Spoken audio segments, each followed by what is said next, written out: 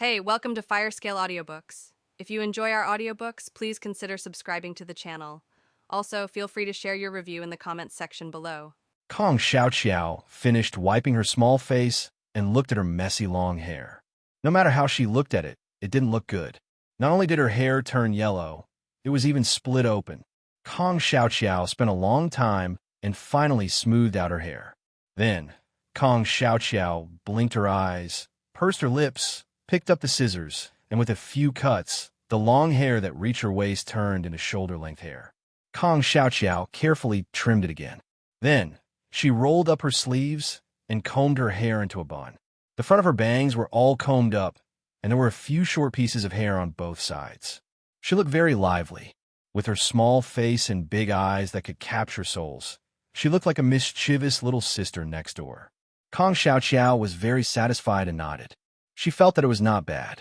However, the injury on her forehead was also very obvious. A 2-centimeter-long triangular cut had been scabbed. It looked very eye-catching. It was a little red and swollen, and it also affected her beauty. However, this was not important. Kong Xiao needed some scars to show her misery. This way, she could win everyone's sympathy. As soon as she finished cleaning up, her stomach began to rumble. She had slept since she came back yesterday. She had slept until now and had not eaten anything. She was indeed very hungry. Point two. Then, she ran to the kitchen and rummaged around for a long time. She could not find anything to eat. Just as she was feeling depressed, the door rang. Then, she heard Louis Chin say coldly, "Why aren't you resting properly? What are you messing around for, too?" Hearing that, Kong Xiao slowly turned around. The morning sun shone on her body, and suddenly, a holy and beautiful halo shone on her body. On that palm-sized small face, a pair of big black and white eyes blinked casually. Her long eyelashes fluttered like a pair of butterfly wings. Her small lips pursed slightly, and that innocent and surprised expression looked extremely cute and beautiful. Point two. Louis Chin could not help but be stunned. He stared at Kong Xiao without blinking, and his heart began to beat faster. His face also began to turn red. Kong Xiao turned her head and saw Louis Chin looking straight at her. That look was adorable. Although this person's face was dark, his facial features were handsome, especially that pair of slanted phoenix eyes that were focused on looking at people. He was really very seductive. Point two. It was a pity that this person had a pair of seductive eyes, but his face was stiff every day. He made this advantage disappear and gave people a cold feeling. When she looked at him, her entire body felt uncomfortable. Point two. However, what was going on today? Why was there a hint of confusion and lust in his eyes? Could it be two? Kong Xiao pursed her lips and smiled. Humph, you're just a little boy. Why are you pretending to be mature at such a young age? Look, you're mesmerized by your sister, right? Too. However, compared to her beauty, Kong Xiao felt that the food was even more charming. She was starving to death, and her stomach was singing the empty city strategy. Seeing the lunchbox in Louis Chin's hand, her eyes lit up. Without saying a word, she ran over and snatched the lunchbox from him. As she opened it, she said, I'm almost starving to death. You came back just in time. That's great, too. After saying that, she took it back to the main house. Louis Chin was thrown on the spot. Then his face cracked. With a dark face, he gritted his teeth, and his expression was unsightly. He had really lost his mind, thinking that she had changed. In that moment just now, he was really a little absent-minded, especially when he saw Kong Xiao running towards him with an excited look on her face. His heart was in his chest. It was about to jump out. Point two. However, he did not expect that this guy, this stinky girl too, he was actually not as attractive as a breakfast. Thinking of this, Louis Chin gritted his teeth, and his expression kept changing. He stood on the spot for a long time without moving. After he calmed down for a long time, he lifted his foot and entered the main house. He completely forgot about the dilemma and awkwardness on the way back. Point two. At this moment, Kong Xiao had already put down the table and started to eat the porridge in large mouthfuls. She was eating at a very fragrant speed. However, no matter how fragrant or fast she ate, her eating posture was very elegant. She sat straight, and her eating movements were very disciplined. Louis Chin could not help but frown when he saw this. It was not that he had never seen Kong Xiao Xiao eat before. She was not like this in the past. She was wolfing down food without any pattern. How could she have changed her lifestyle after being sick for 2 days? Also, this hairstyle, too. Louis Chin's frown deepened. There were only a few styles that were popular now. One was 2 braided braids, the other braided a braid at the back of the head. It was just a short-haired student's hair. Only the old lady would comb it. However, he didn't expect Kong Xiao Xiao's hairstyle to look very pleasing to the eye. It was neat and looked good. He looked at the clothes she was wearing today, and it didn't change. It was still the same as yesterday. Point 2. However, when she wore it, it felt like she was a different person. No matter how he looked at it, it didn't seem right. Of course, a person's temperament had changed, so the feeling of wearing clothes was naturally different. Under Louis Chin's scrutinizing gaze, Kong Xiao Xiao finally finished her breakfast. Although it wasn't anything delicious, a little rice porridge, a hard steamed bun, and not even a pickled vegetable, Kong Xiao Xiao couldn't help but feel hungry. Now that she could fill her stomach, she didn't care whether her steamed bun was black or hard. Point 2. After eating and drinking her fill, Kong Xiao Xiao picked up a handkerchief and gently wiped the corner of her mouth. She glanced at Louis Chin and said with a teasing look, "Have you seen enough, too?" Then Kong Xiao Xiao smiled and blinked her big, pretty eyes and said, "Am I very beautiful, too?" Seeing the other party's dark face, she couldn't help but twitch her lips and continue, "TSK, you don't have to be dark. It's too late. I've long captured your admiring expression. Is it so difficult to admit that I'm beautiful? Moreover, it's a virtue for a man to praise his wife's good looks. Do you understand, too?" Hearing this, Louis Chin's face turned even darker. He even began to grind his teeth. This woman, why does she not know how to be embarrassed? He had yet to settle the matter from yesterday. In the end, this person acted as if nothing had happened. It was as if he was the one who was in a dilemma from the beginning to the end. This person was simply, too. Therefore, he berated her with a cold expression. "How can you speak like that? Who taught you this? In the future, you're not allowed to say it, too." When Kong Xiao Xiao heard this, she curled her lips and looked as if she didn't think much of it. Louis Chin's eyebrows were almost knotted from looking at her. Then, his voice became even gloomier as he said, "These few days, you should properly recuperate at home. Don't go out and cause trouble everywhere. I heard that you beat up Captain Chin's wife, Lu, yesterday, too." Upon hearing that, Kong Xiao Xiao immediately said angrily, "She deserves to be beaten up. It's her fault for not keeping her mouth shut." Louis Chin looked at Kong Xiao Xiao's confident look with a sullen face. He said, "Sister-in-law of the wilderness should be united and help each other. How she does it is her problem. It's your fault if you hit her. Also, don't spread false rumors. When there's nothing else, go apologize to sister-in-law Lu, too." "What, too?" Kong Xiao Xiao pointed at herself in surprise and said, "You want me to apologize to her? On what basis? She said that to me, insulted me, and criticized me in front of others. On what basis should I apologize to her? No way, humph, too." After saying that, she turned her small body and ignored Louis Chin. Louis Chin frowned with a cold face. After a long time, he said, "Sister-in-law Lu's words are not nice, but is what she said wrong, too?" When Kong Xiao Xiao heard that, she widened her eyes and turned her head. She looked at Louis Chin with a shocked expression. She saw that Louis Chin's eyes were filled with wisdom when he looked at Kong Xiao Xiao. It was as if everything that she had done was seen through by him. When he looked at Kong Xiao Xiao, his face turned a little red. She rolled her eyes in her heart. Then she glared at him and whispered, "Humph, a little boy is a little boy. He's so petty. He's not generous at all, too." When she said that, Louis Chin asked, "What did you say?" Louder, too. Kong Xiao Xiao glared at him and said, "Why are you shouting?" I'll say. "Oh, I'll say you're really generous." "Yes, generous. It's just an apology. I'm still young, so I'll just apologize. It's not a big deal, too." Kong Xiao Xiao said that she was still young and that her face was not red and her heart was not beating. However, even though she said that, she had made up her mind in her heart. She was determined not to apologize. Bah, who was he, Louis Chin, to make her apologize? Don't even think about it. Anyway, when the time came, she would just apologize. He would not know point two. However, she still had to give face to Louis Chen. After all, he was a man. Although in Kong Xiaoqiao's eyes, Louis Chen was still a young man in his early 20s. With his character, it was better for her not to be stubborn point two. There was no other way.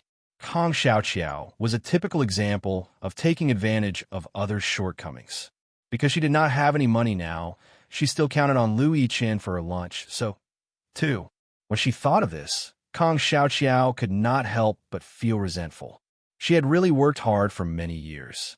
Once she returned to before liberation, she had nothing except for a set of tattered clothes. Back then, when the original owner married into the family, she only took a bundle and wore her sister's remaining wedding clothes. Even when she got married, her parents could not bear to buy a new dress for her daughter. It was obvious how stingy they were point two. Money? That was even more needless to mention. More importantly, you could not buy things with money now. You had to get food tickets, cloth tickets, and whatever you bought, you had all the tickets. This made Kong Xiaoqiao feel a little dizzy. As she thought of this, Kong Xiaoqiao could not help but put her arm on the dining table gloomily. She propped up her face with a resentful look, which made Louis Chen feel a little puzzled. Just now, this person still had a righteous look on her face. She was valiant and spirited, and even when she said she was going to apologize, she was so insincere. It was obvious that she was just trying to brush him off. Why did she turn around and look like she had been hit? Thinking of this, Louis Chen could not help but think about it. Was he speaking too harshly? Or was his tone too harsh, too? Then he sighed, thinking that this girl had just recovered from a serious illness after all. Although Louis Chen looked at the clear wound on her forehead and really did not think that it was very serious, there were some people who were too weak. In any case, Louis Chen thought that Kong Xiaoqiao was one of those people who were weak, so he sighed. He coughed twice and said, "Ahem, I know that sister-in-law Lu doesn't care about you. You feel wronged." Although she didn't lie, it's not good to do this, too. Hearing that, Kong Xiaoqiao turned to look at Louis Chen with her big innocent eyes. She glared at him and said, "Since you know, why do you want me to apologize? What are you trying to do, too?" Hearing that, Louis Chen's face turned serious again and said, "Don't you want to change your mind? I can forgive you for what happened in the past, but in the future, you have to promise to be an honest person, do things conscientiously, and have peace of mind, too." Before she could finish, Kong Xiaoqiao raised her head and looked at Louis Chen with a blank face. "How can you say that? When have I ever wanted to turn over a new leaf? Besides, I'm fine and I didn't do anything bad. What do you mean by turning over a new leaf, too?" However, Kong Xiaoqiao's voice became softer and softer as she spoke, while Louis Chen's eyes contained a hint of a smile. He sat there and stared at Kong Xiaoqiao for a long time. Kong Xiaoqiao covered her face with a very reluctant expression. F***, what kind of nonsense was this? If she was facing someone else, she would be able to stir up some trouble even if she didn't want to. However, facing a victim like Louis Chen, cough cough. To be honest, Kong Xiaoqiao had never been so thick-skinned. She could not continue speaking.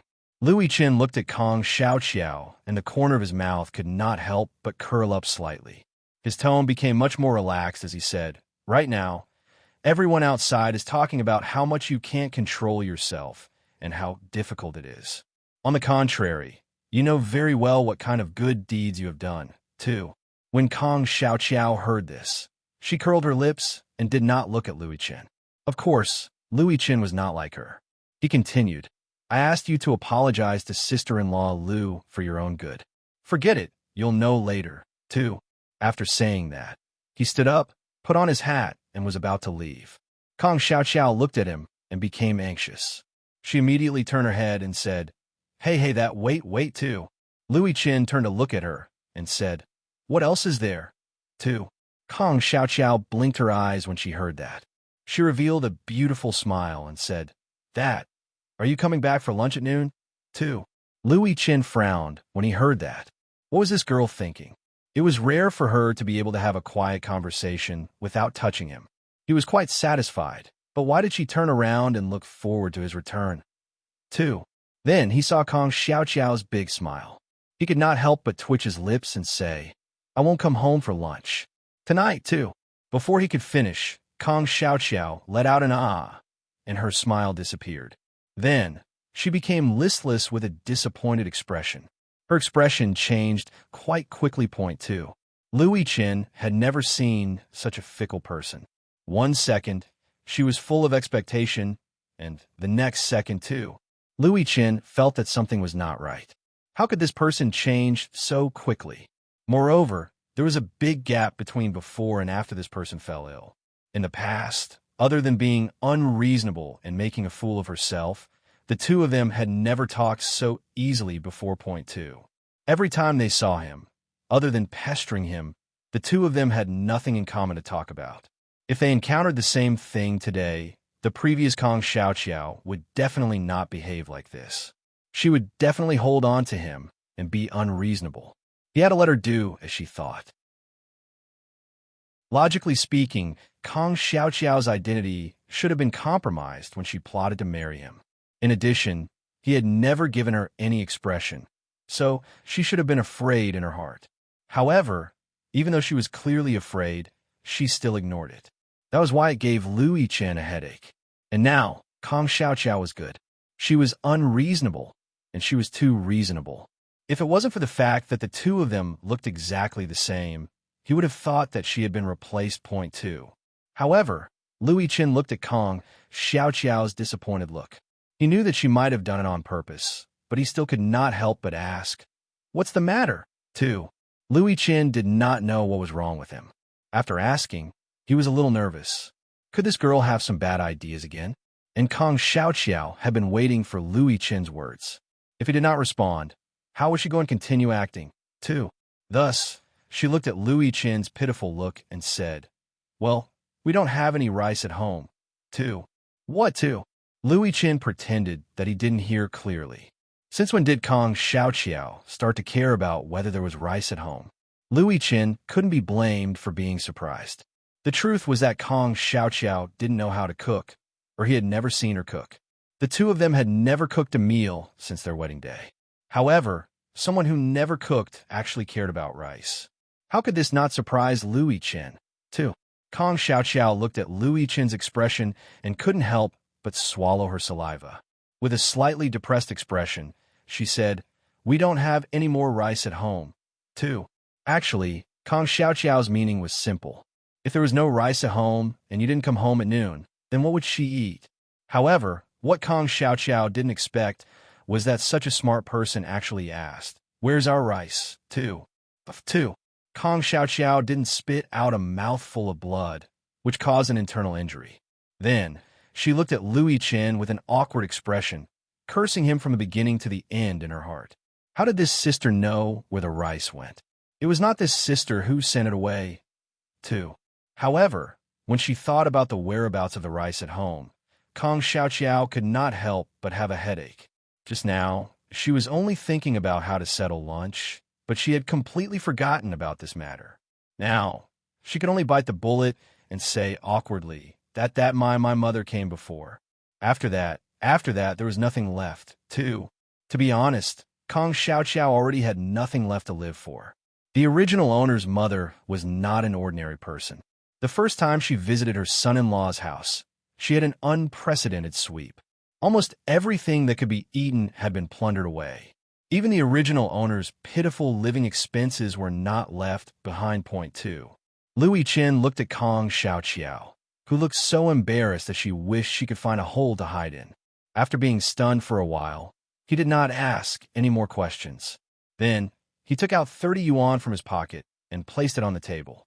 He said, "You can use this money first. There are food stamps, oil stamps, cloth stamps, meat stamps, fish stamps, too." Just as Louis Chen took out the money, Kong Xiaoqiao immediately blinked her big eyes and looked over. She looked at the colorful small bills with a curious expression. In her eyes, they were all antiques. This was the legendary food ticket and meat ticket, too. Kong Xiaoqiao stared at the meat ticket with her eyes shining. She almost drooled. She really wanted to eat meat, too. Louis Chen looked at Kong Xiao Qiao staring at the useless meat ticket and couldn't help but frown. Then he coughed and said, Ahem, ahem, do you know how to cook? If you don't show off. Just go to the cafeteria and eat, too. After saying that, he went up and wanted to take back the meat ticket. How could Kong Xiao let him get what he wanted? She pressed the meat ticket into her hand and raised her head, her eyes shining. Yes, of course I know how to cook, too. Then she held the meat ticket in her hand. What kind of joke was this? Meat? She was dying of hunger point, too. Louis Chin looked at Kong Xiao's protective look and frowned. He was worried that she didn't know how to cook, so he said, You should recover well these 2 days. Don't mess around. There's everything in the cafeteria. When you're better in a few days, I'll take you to the city to buy 2 new clothes to wear. 2. When Kong Xiao heard this, she looked at her own clothes and too. It was indeed time for her to change into a new set of clothes. Although it was not patched, it was already rough and she could see that it had been worn for a long time. However, Kong Xiao could not help but frown and mutter, Buy me new clothes, too. After saying that, she looked at Louis Chin with a confused expression. To be honest, she had lived for so long. Other than her mother who had bought her new clothes, no one else had ever bought her new clothes.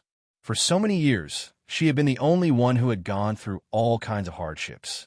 Moreover, she did not need to buy her own clothes after that. She would always buy batches of famous new clothes for her to wear during the season. Buy clothes? These words were so new, too. Louis Chin looked at Kong Xiao's gaze, and his heart instantly softened. He thought of the scene when she got married. Although she was generally poor now, he had given so many betrothal gifts, but she didn't even have a new wedding dress. His heart instantly softened. His voice also became particularly gentle as he said, Yes, I'll buy you new clothes. But you have to take good care of your body these few days and don't go out to cause trouble. Otherwise, you won't have any new clothes. Do you hear me, too?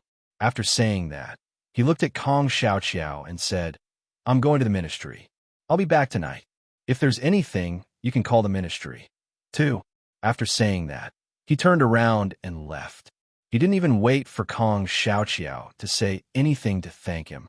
Meanwhile, Kong Xiao couldn't help but purse her lips. She blinked her big eyes and felt a trace of warmth lingering in her chest. In her heart, she thought that this person was not bad. He was a little cold and a little stiff at such a young age. However, he was still a gentleman. At the very least, his actions just now were magnanimous. He did not continue to ask her about the rice and food. Instead, he gave her money and food stamps without hesitation. From this point of view, Louis Chin was quite manly. Most importantly, he actually wanted to buy her new clothes. New clothes. Although Louis Chin's acting skills were extremely clumsy, the feeling of being treated like a child was, well, quite interesting point too. Thinking of this, Kong Xiao could not help but purse the corners of her mouth. Her eyes were filled with smiles as she picked up her colorful small bills and started counting them beautifully. Kong Xiao had no idea that the reason why Louis Chin was so happy was because he knew his mother-in-law very well. He was too lazy to care about her. At the same time, he was also thinking about the words that had been spread outside. Although Kong Xiao had schemed against him, she had never participated in matters like betrothal gifts after the event. She had never said anything. It was her mother who had arranged everything. It seemed that her days at home were not that comfortable. That was true. There were so many boys at home. It was not easy to think about her. After waiting for Louis Chin to turn around and leave, Kong Xiao smiled as she counted the money and the colorful tickets. Her mood was extremely good. She couldn't help but smile and say, Little boy, you know your place. Seeing that you're so straightforward, I'll let you have a good taste of my cooking, too. Kong Xiao's cooking was not just for show. Her biggest hobby was eating. A person who loved to eat would usually cook. Although Kong Xiao was not a chef, her cooking skills were very good. She had put in a lot of effort to learn how to cook. After that, Kong Xiao's eyes continued to stare at the meat ticket. Her eyes were shining, and her saliva was about to flow out. No. She had to quickly go and take a look and buy the ingredients back before she could feel at ease. Although the money that Louis Chin gave her was not much. Only 30 yuan. It was really too little in Kong Xiaoqiao's eyes point too. But no matter what, it was still better than Kong Xiaoqiao being poor and white. Right now, she only had this little thing that Louis Chen gave her. She really had nothing. Kong Xiaoqiao had a strong character. She had already secretly decided in her heart that what she took from Louis Chen today would definitely be doubled back to him in the future.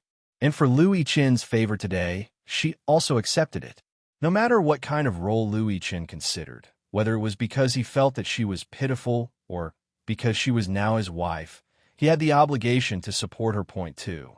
However, Kong Xiaoqiao was used to being independent. 30 yuan was not a lot, and it was not enough for her to eat Haagen-Dazs once. However, when she was at the end of her rope, Louis Chen had given her a meal, and she would remember it point too. When her mother was still alive, she always told her that a drop of kindness should be repaid with a spring. For so many years, she had been used to the deceit in the business world. There were all kinds of tricks, such as giving a favor and not expecting a return. However, Kong Xiaoqiao had always held on to that original intention. After she finished lamenting, Kong Xiaoqiao did not panic even though she had money in her hands. When she got up in the morning, she was busy looking for food and did not care about the clothes on her body. Now, after being reminded by Louis Chen, she remembered that she had worn these clothes for at least 3 days. At least, she had worn them during the 2 days she was in the hospital point too. How could Kong Xiaoqiao endure this? She quickly rummaged through the cabinets to find clothes to wear. With great difficulty, she found 2 or 3 pieces of clothes in that poor cupboard. Each of them had been washed until they were white. There were even some that were patched. How could she wear them? However, no matter what, it was still better than the clothes she had worn for 2 days. If it were not for the conditions that did not allow it, Kong Xiaoqiao would have wanted to soak in the bathtub and take a hot bath for 3 days and 3 nights. At this moment, she began to miss the new clothes that she could not wear all year round. She also missed her big, round bathtub. She put a pool of warm water and sprinkled it with rose petals. After that, she lay there quietly to rest and occasionally read a magazine. She drank a glass of red wine, too. The more Kong Xiaoqiao thought about it, the more beautiful the thought became. However, the reality was so cruel, let alone taking a bath. She hadn't even eaten a meal yet point two. Kong Xiaoqiao calmed herself down and let out a big breath. She encouraged herself and said, "What's there to be afraid of? You, Kong Xiaoqiao, are not a coward. See, it won't be long before you realize your dream of taking a bath. Wait for it, too."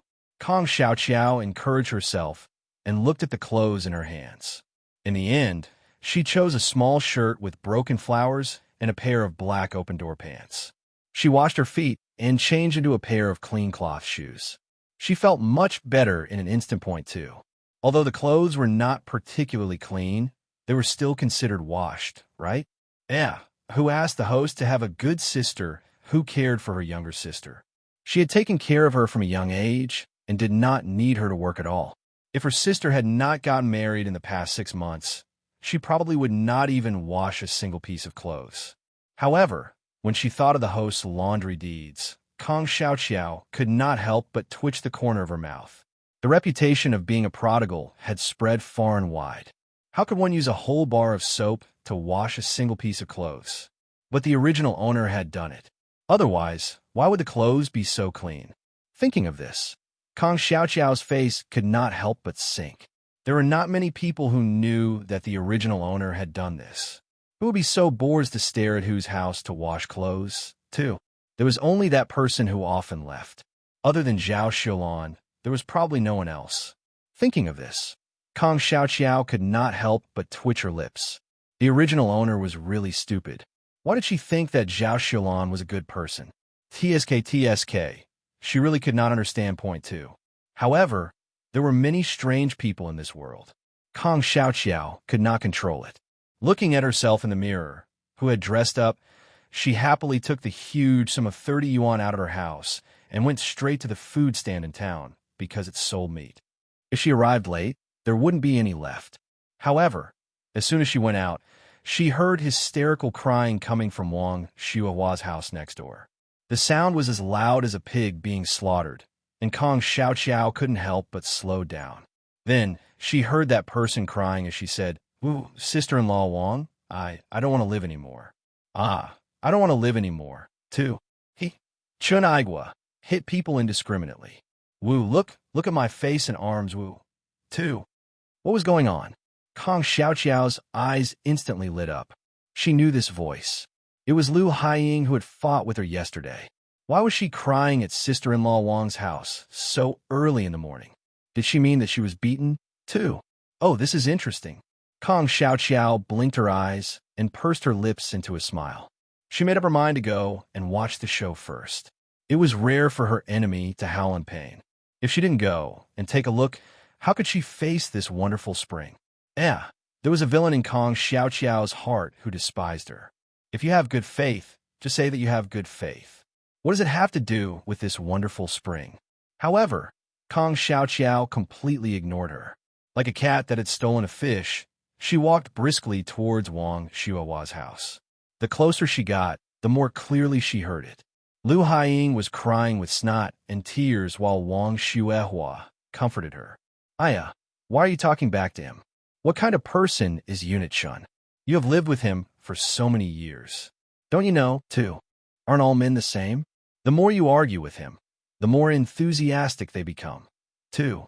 After Wang Xiaohua finished, Zhao Xiaolan also said, "Yes, sister-in-law Lu, I think sister-in-law Wang is right. Don't be angry. Come, let me wipe it for you. Apply some cold water on it. It should heal faster, too." The few sisters-in-law who came to watch the show also nodded and said, "Sister Xiaolan is right. Let her apply some cold water on it for you. Aya, this Unit Shun is really something. How can a couple hit each other so hard? TSK, too. Who says so, too?" Then they began to discuss animatedly. The cold towel applied on Lu Haiying's face made her gasp in pain. The more painful it was, the more aggrieved she felt.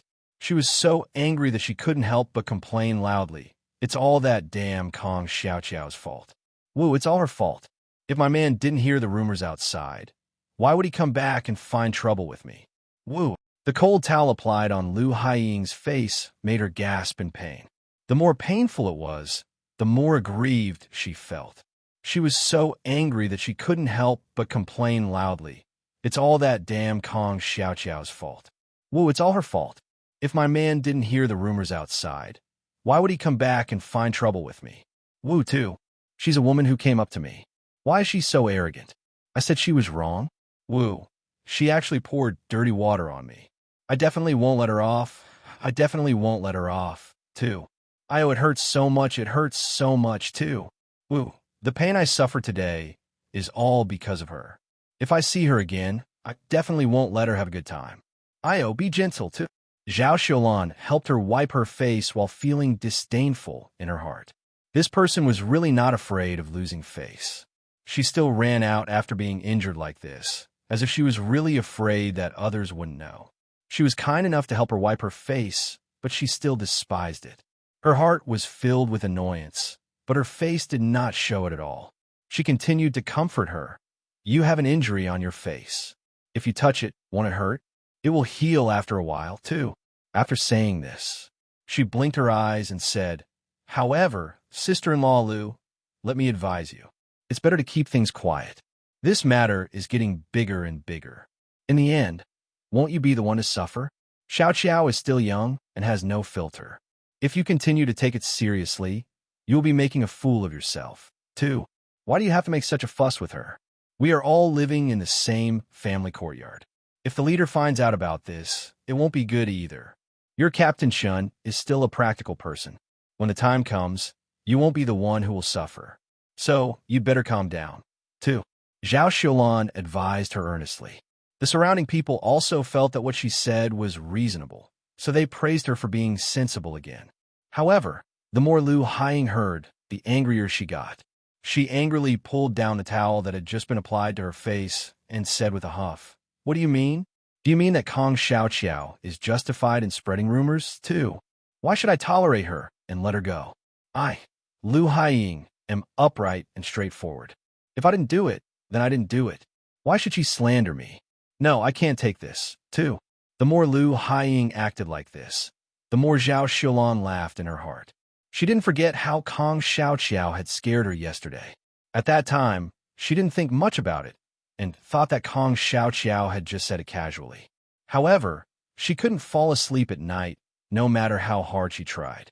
No matter how she looked at it, she felt that Kong Xiaoqiao had done it on purpose. She had deliberately embarrassed her, deliberately scared her, and made her lose face point too. Therefore, Zhao Xiaolan had been angry since early in the morning. Now, although it seemed like she was advising Lu Haiying out of kindness, in fact, she knew this person quite well. She couldn't tell if she was lying. All she had to do was to belittle her and flatter Kong Xiaoqiao. This person's temper was probably going to flare up point two. Zhao Xiaolan had calculated the first day of the Lunar New Year, but she didn't calculate the 15th. She originally thought that since Lu Haiying had already said so much, she should at least take some action. In the end, it made people's eyes drop. This person turned around and started crying again. Wu, sister-in-law Wang, believe me, I really don't have any feelings for Unit Lu. He's a few years younger than me. Besides, my son is already so old. How could he have such thoughts? I said that about Kong Xiaoqiao purely to fight for Unit Lu, too. Is it wrong for me to uphold justice? Wu, sister-in-law Wang, sister Xiaolan, and sister-in-laws, you all believe me. Wu, too. We've been together for so long. Don't you know what kind of person I am? Wu, it's a pity that my husband didn't listen to my explanation and insisted that I went out to sow discord. How did I sow discord? Which part of what I said wasn't true, too? She, Kong Xiaoqiao, is used to putting on an act. She relies on her good looks, but how can she pretend to be pitiful? Bah, she's not a good person. She doesn't have any good intentions. If I see her again, I'll definitely tear her mouth apart, too. Lu Haiying cried and scolded as she was in pain. When the people around her heard what she said, they also felt that she was quite pitiful. After being beaten up like this, they indeed felt some sympathy for her. Of course, this person didn't include Zhao Xiaolan. When she saw Lu Haiying's cowardly appearance, she despised her endlessly. She had originally hoped that she would cause some trouble, but in the end, it was really useless. Humph, the two families were neighbors. At that time, the sound of their quarrel was very loud.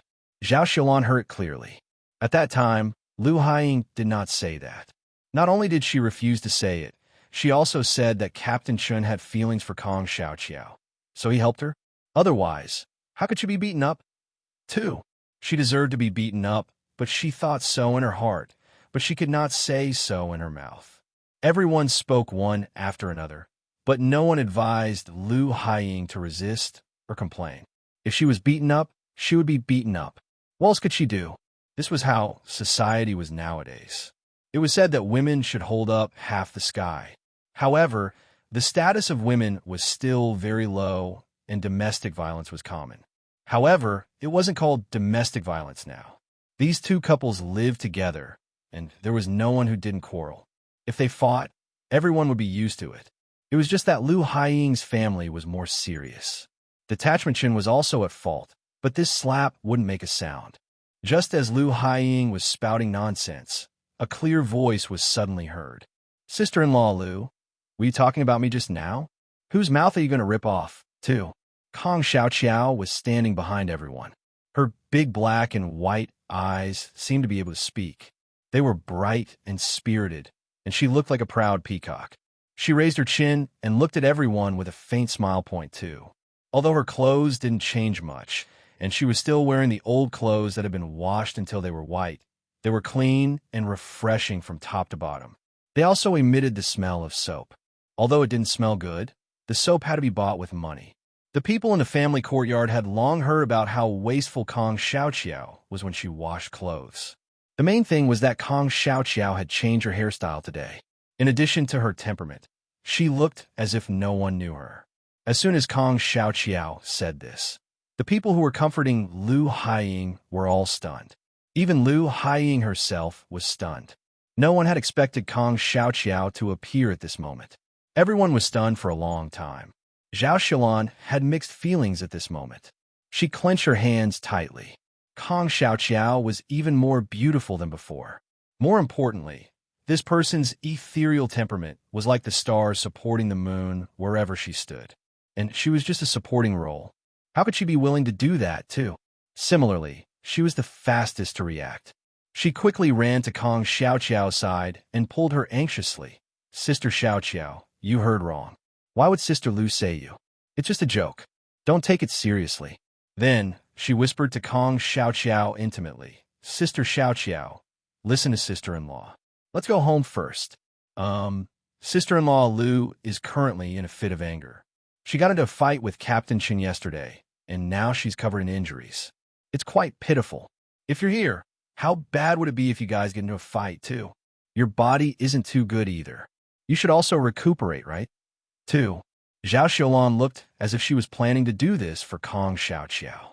The others didn't think much of it.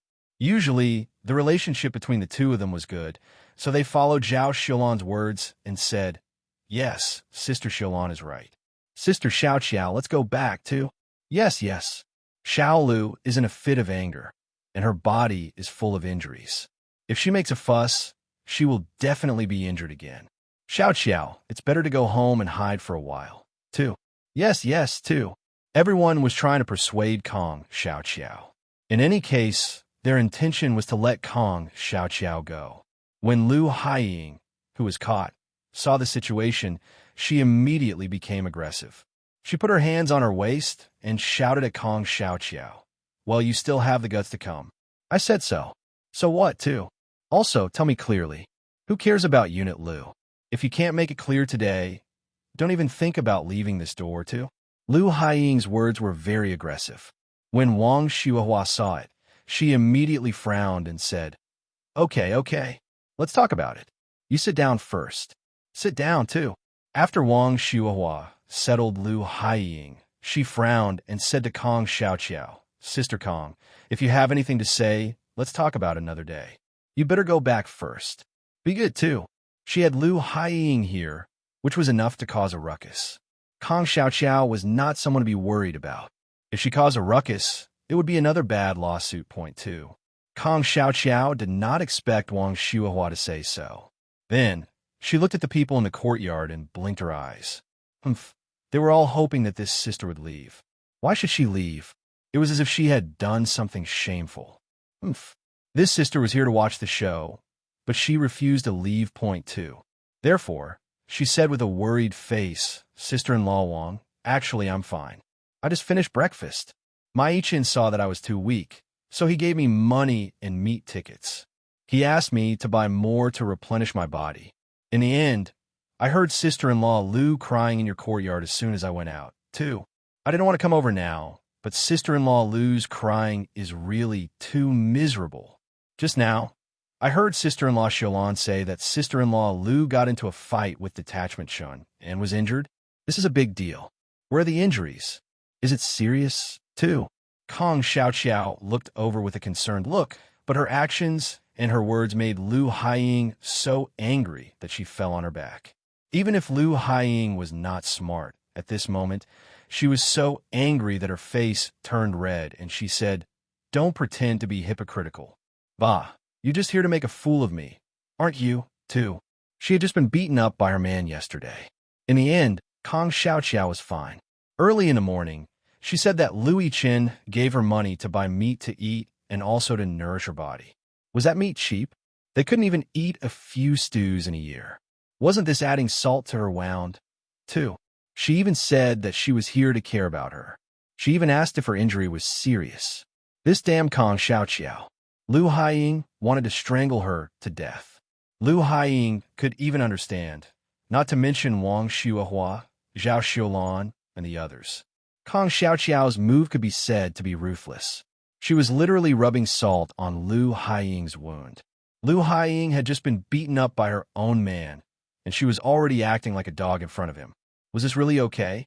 Wang Xiuhua was just a little surprised, but she quickly recovered and said, Your body is weak, so you should take some supplements. It's just that, too. After saying this, she still looked like she was in pain. She advised earnestly, If you don't know anything, come and ask me. Don't spoil the good stuff, too. Kong Xiaoqiao couldn't help but blink her eyes when she saw the earnest look on Wang Xiuhua's face. She was also very helpless when she thought of the prodigal who didn't know how to live. However, too, although Wang Shuohua didn't like Kong Xiaoqiao very much, she was still kind to Kong Xiaoqiao at least from yesterday until today. Zhao Xiulan's expression turned ugly when she heard that. This meat wasn't something that could be eaten just like that. It was already good enough to have a meal during the new year. Who wouldn't be jealous if Louis Chin gave Kong Xiaoqiao money to buy meat in times that wasn't the new year? 2. It would have been fine if she was as obedient and sensible as she was. However, Kong Xiaoqiao had caused trouble in the first place, and Louis Chin was still so good to her. On the other hand, she had yet to obtain the financial power of her family. Just thinking about it made her feel aggrieved. Now, when they heard Kong Xiaoqiao mention meat, everyone could not help but swallow their saliva. In their hearts, they began to envy Kong Xiaoqiao's good luck. They could not compare to Kong Xiaoqiao at all. Although they lived in the family courtyard, the allowances that the men gave out did not all belong to them. Which family did not have elderly people? No siblings, too. Moreover, most of them came from the countryside. Now they used bills to buy things. Everyone had a fixed amount of public grain. Now they were all provided with grain, but they still had to spend money to buy it. For men like them, it was still all right. They had allowances, but the people in the countryside earned a centimeter. They only had a little money all year round. Even if they had food stamps, they did not have the money to buy them. Therefore, a part of the money in their hands had to be transferred to their families. But which family did not have a few siblings? They were all counting on this little allowance to live on. Even if they had a stack of meat stamps in their hands, they did not dare to buy them recklessly. It was already very good to be able to eat a little during the festive season. Point 2. Zhao Xiulan's in-laws were a typical farmer's family. They relied on her husband's little allowance to live on.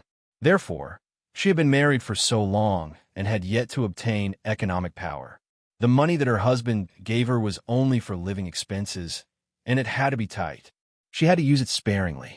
Otherwise, she would not be able to live on. Point 2.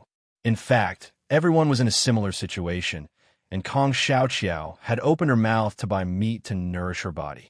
How could this not be envied?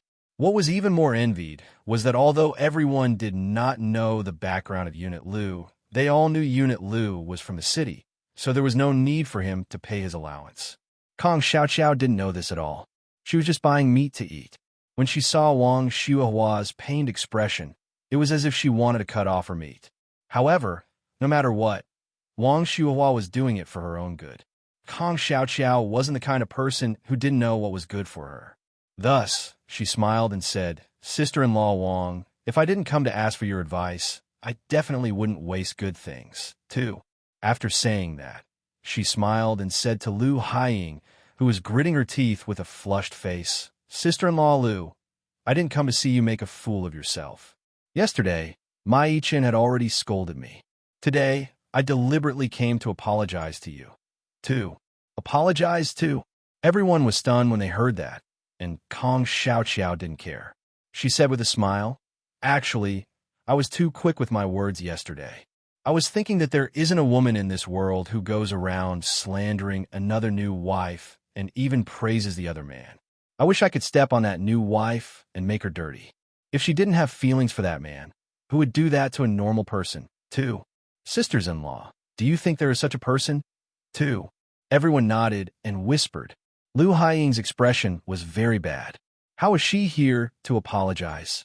After everyone heard this, they looked at Liu Haiying with an inquisitive look. Point 2. But before they could say anything, Kong Xiaoqiao immediately sighed and said, "At first, I didn't believe it, so after saying those words, I offended sister-in-law Liu. But yesterday, Ari Chen had already taught me. Just like sister-in-law Chin said, we are wives in the wilderness, so we should treat our brothers in the wilderness well. It's normal to treat them as real brothers. Therefore, I misunderstood sister-in-law Liu. 2. If Louis Chen were here, he would definitely curl his lips with a dark expression. Damn, you slept like a pig yesterday. You didn't even wake up after making such a huge commotion. When did I teach you a lesson? In a dream? 2. Kong Xiaoqiao lied without blinking. She continued without blushing. I was going to go to your house to apologize, but I didn't expect to see you crying at sister-in-law Wang's house and getting beaten up by Captain Chun. 2. TSK, look, this beating is really not light. Sigh, it's all my fault. However, Captain Chun is a real man. This gentleman speaks, but doesn't act.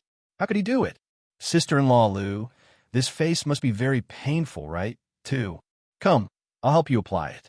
Take it as an apology to you. Two. Was this really not gloating? Two.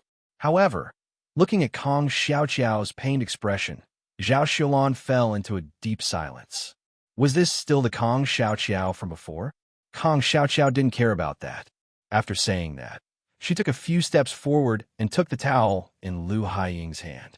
Unexpectedly, Lu Haiying was so angry that her face turned red. She stepped forward and pushed Kong Xiaoqiao down. Fortunately, someone behind her quickly caught her. Otherwise, she would definitely die of pain if she fell to the ground. Point two. Lu Haiying was so angry that she gritted her teeth and said, "Bah, I don't need your fake good intentions. You too." She couldn't say a complete sentence for a long time. Honestly, nothing she said was right. Scold Kong Xiaoqiao? She was here to apologize to her. She shouldn't scold her, but what she said just now made her think about her man even more. She was really in a dilemma now.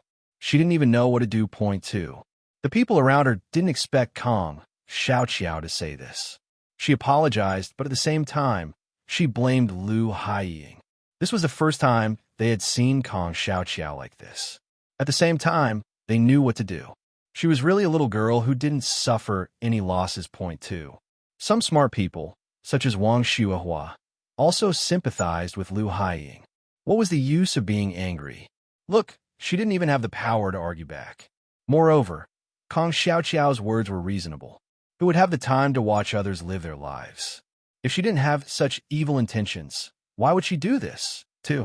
Lu Haiying's push was even more unreasonable. Everyone immediately frowned and said, "Sister Lu, how can you push Sister Xiaoqiao?" 2. That's right. She came to apologize to you and even helped you put on a mask. How can you hit her just like that, too? That's right. You're so much older than Xiaoqiao. Why isn't there a little girl who's sensible, too? After saying that, she looked at Kong Xiaoqiao with concern and said, "Sister Xiaoqiao, are you hurt anywhere?" 2. Hey, your sister-in-law Lu has such a stubborn temper. Don't be like her, too. Yeah, she was beaten up by Detachment Chin yesterday. She was in a bad mood early in the morning. Don't take it to heart. You are a sensible child. We all know that, too. The sisters-in-law were very straightforward and warm-hearted. Seeing Kong Xiaoqiao apologizing to Lu Haiying and being pushed by Lu Haiying, they looked down on Lu Haiying's actions. Of course, Kong Xiaoqiao would not be pushed down by Lu Haiying. Seeing that the other party stretched out her hand, she fell backward. Moreover, she picked an angle and fell on other people's bodies. Now, seeing that everyone was standing on her side and talking, she immediately acted like a very sensible person and said, "It's okay. It's okay. Yesterday, I was in a moment of excitement and said things. I even hit sister-in-law Lu. Now, with sister-in-law Lu's push, it could be considered as returning the favor. Now, no one owes anyone anything, too." After saying that, she sighed and said, "Forget it. Maybe it's really as sister-in-law said. Sister-in-law Lu is in a bad mood now. Then, I'll come and talk to her another day. Since sister-in-law Lu doesn't like my family's Ichin, then don't say anything that slanders me in the future. If you say too much, it will easily lead to misunderstanding. Don't you think so, sister-in-law Lu, too?" After saying that, she even looked at Lu Haiying provocatively. Lu Haiying was so angry that her eyes turned red as she shouted, "Who cares about your Louis Chen? Who cares about him? Don't talk nonsense, too." At this moment, Lu Haiying was really anxious. Kong Xiaoqiao could not help but slightly curl her lips and continued, "It's best if you don't care about him, too." After saying that, she obediently tucked her hair and said, "Since the misunderstanding has been resolved, I still have to go to town. If I'm too late, I'm afraid that all the pork will be taken away, so I'll leave first, too. However, sister-in-law Lu probably still has some misunderstanding about me. I hope that the sisters-in-law can help to persuade her. Xiaoqiao. Thank you all very much, too." After Kong Xiaoqiao said that, everyone immediately echoed, "Don't worry. With the sisters-in-law here, we'll definitely enlighten her. You should go quickly. If you go too late, there really won't be any more. 2. Kong Xiao walked far away under the exhortations and farewells of the many sisters-in-law. Meanwhile, the sisters-in-law in Wang Shuahua's courtyard were still saying that Kong Xiao was an honest child. They were still trying to persuade Lu Haiying not to target her anymore, saying that it was not easy for her. In the end, Lu Haiying was so angry that she burst into tears again. It was as if she was not human at all. Meanwhile, Wang Shuahua and Zhao Xiulan, who were in the know, became silent. They looked at Lu Haiying's speechless expression and felt an indescribable feeling in their hearts. On the other hand, Kong Xiao did not care so much. The person who bullied her still had delusions of being carefree and beautiful. She had always believed in the belief that one's fate was in one's own hands. She could not wait for God to take revenge on the person who bullied her. If there was a grudge, she would take revenge on her own point too. Now, she was walking on a small road in the countryside in a good mood. The morning in May was still very cool. The dew on the grass by the roadside was accompanied by the morning sun. It was shining brightly. The fresh air entered her lungs, and she felt extremely comfortable. In her previous life, she was busy earning money, busy living, busy doing all kinds of things. How long had it been since she felt such a natural embrace? 2. She had long forgotten this feeling. It was when she was still very young. Her parents were very loving at that time and would take her out for a hike. She remembered that the grass was also so green and the sunlight was also so warm. However, ever since her father had left, she no longer had the chance or mood to experience it. She had too many things to do at such a young age, all the way until the end of her life. Now, in this unfamiliar world, she had nothing. However, she could start all over again. A new morning sun, a new dawn. Kong Xiao couldn't help but be in a good mood as she shouted at the wilderness, "Hello, I'm here, too." After shouting 3 times in a row, Kong Xiao felt comfortable all over. It was as if she had found an outlet for the turbid air that had accumulated in her body. Now, she felt extremely relaxed. The family courtyard was about 4 kilometers away from the nearest town, Daqiao Town. At this moment, there were no means of transportation. People basically relied on walking to travel.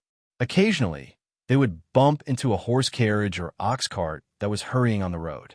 That was the luckiest thing, point 2. Actually, this distance would not be too long. It would only take an hour to get there.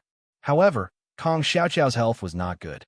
At first, she felt quite relaxed. In addition, she was in a good mood.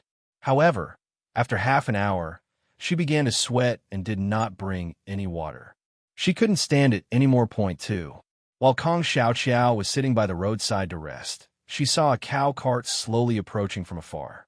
Kong Xiao's eyes lit up, and she immediately ran to the middle of the road to wave her hand. In this era, it was very difficult to wait for a motor vehicle. Kong Xiao was already full of joy to meet an old cow cart. When the cow cart approached, she saw an old man holding a pipe in his mouth. He said in a heavy accent, "What's the matter, too?" Kong Xiao immediately smiled and said, "Sir, where are you going?" "I'm going to the town. I can't walk anymore. Can you give me a ride on the way, too?" When the old man heard that and saw that it was an obedient and sensible girl, he nodded and said, "Okay, come on up. It's on the way, too."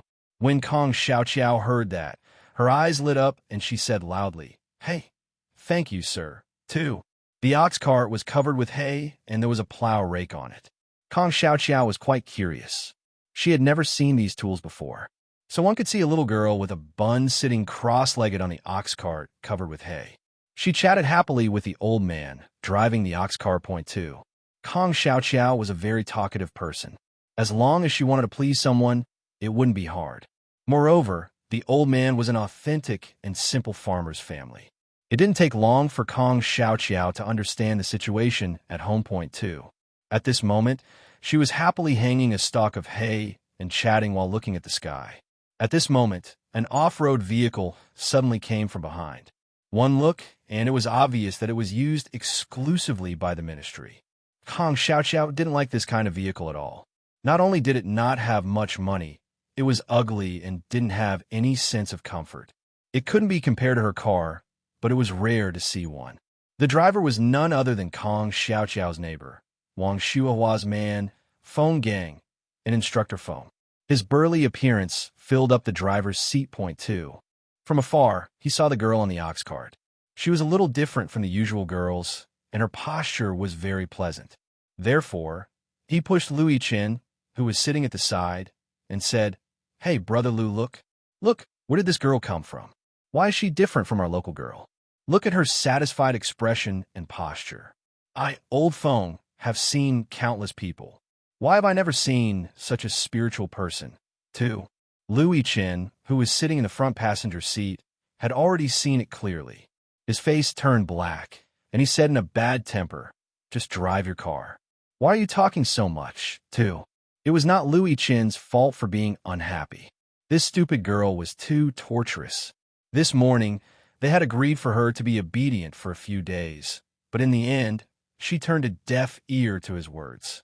This was a provocation to Louis Chen, who was a man of his word too. On the other hand, Kong Xiaoqiao did not know that Louis Chen had already discovered her. She was still leisurely sitting on the ox cart selling tickets. In the end, an off-road car drove past her, and the breeze and dust all landed on her body. Kong Xiaoqiao was furious. She hurriedly wiped her face and hair with her hands, and then roared angrily, "Are you crazy? Do you know how to drive, too?" Kong Xiaoqiao had always been a person who loved cleanliness.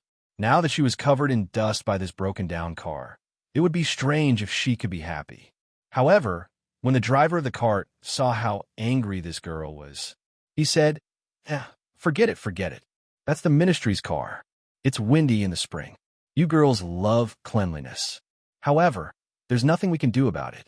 It'll be over if you pay more attention next time." 2.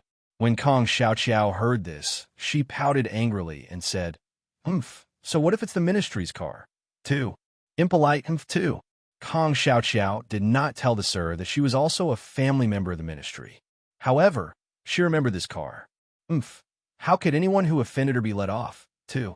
After whistling past, Feng Gang shivered coldly. His eyesight was very good, and he did not get a clear look at his back just now. However, as he passed by, he saw it clearly.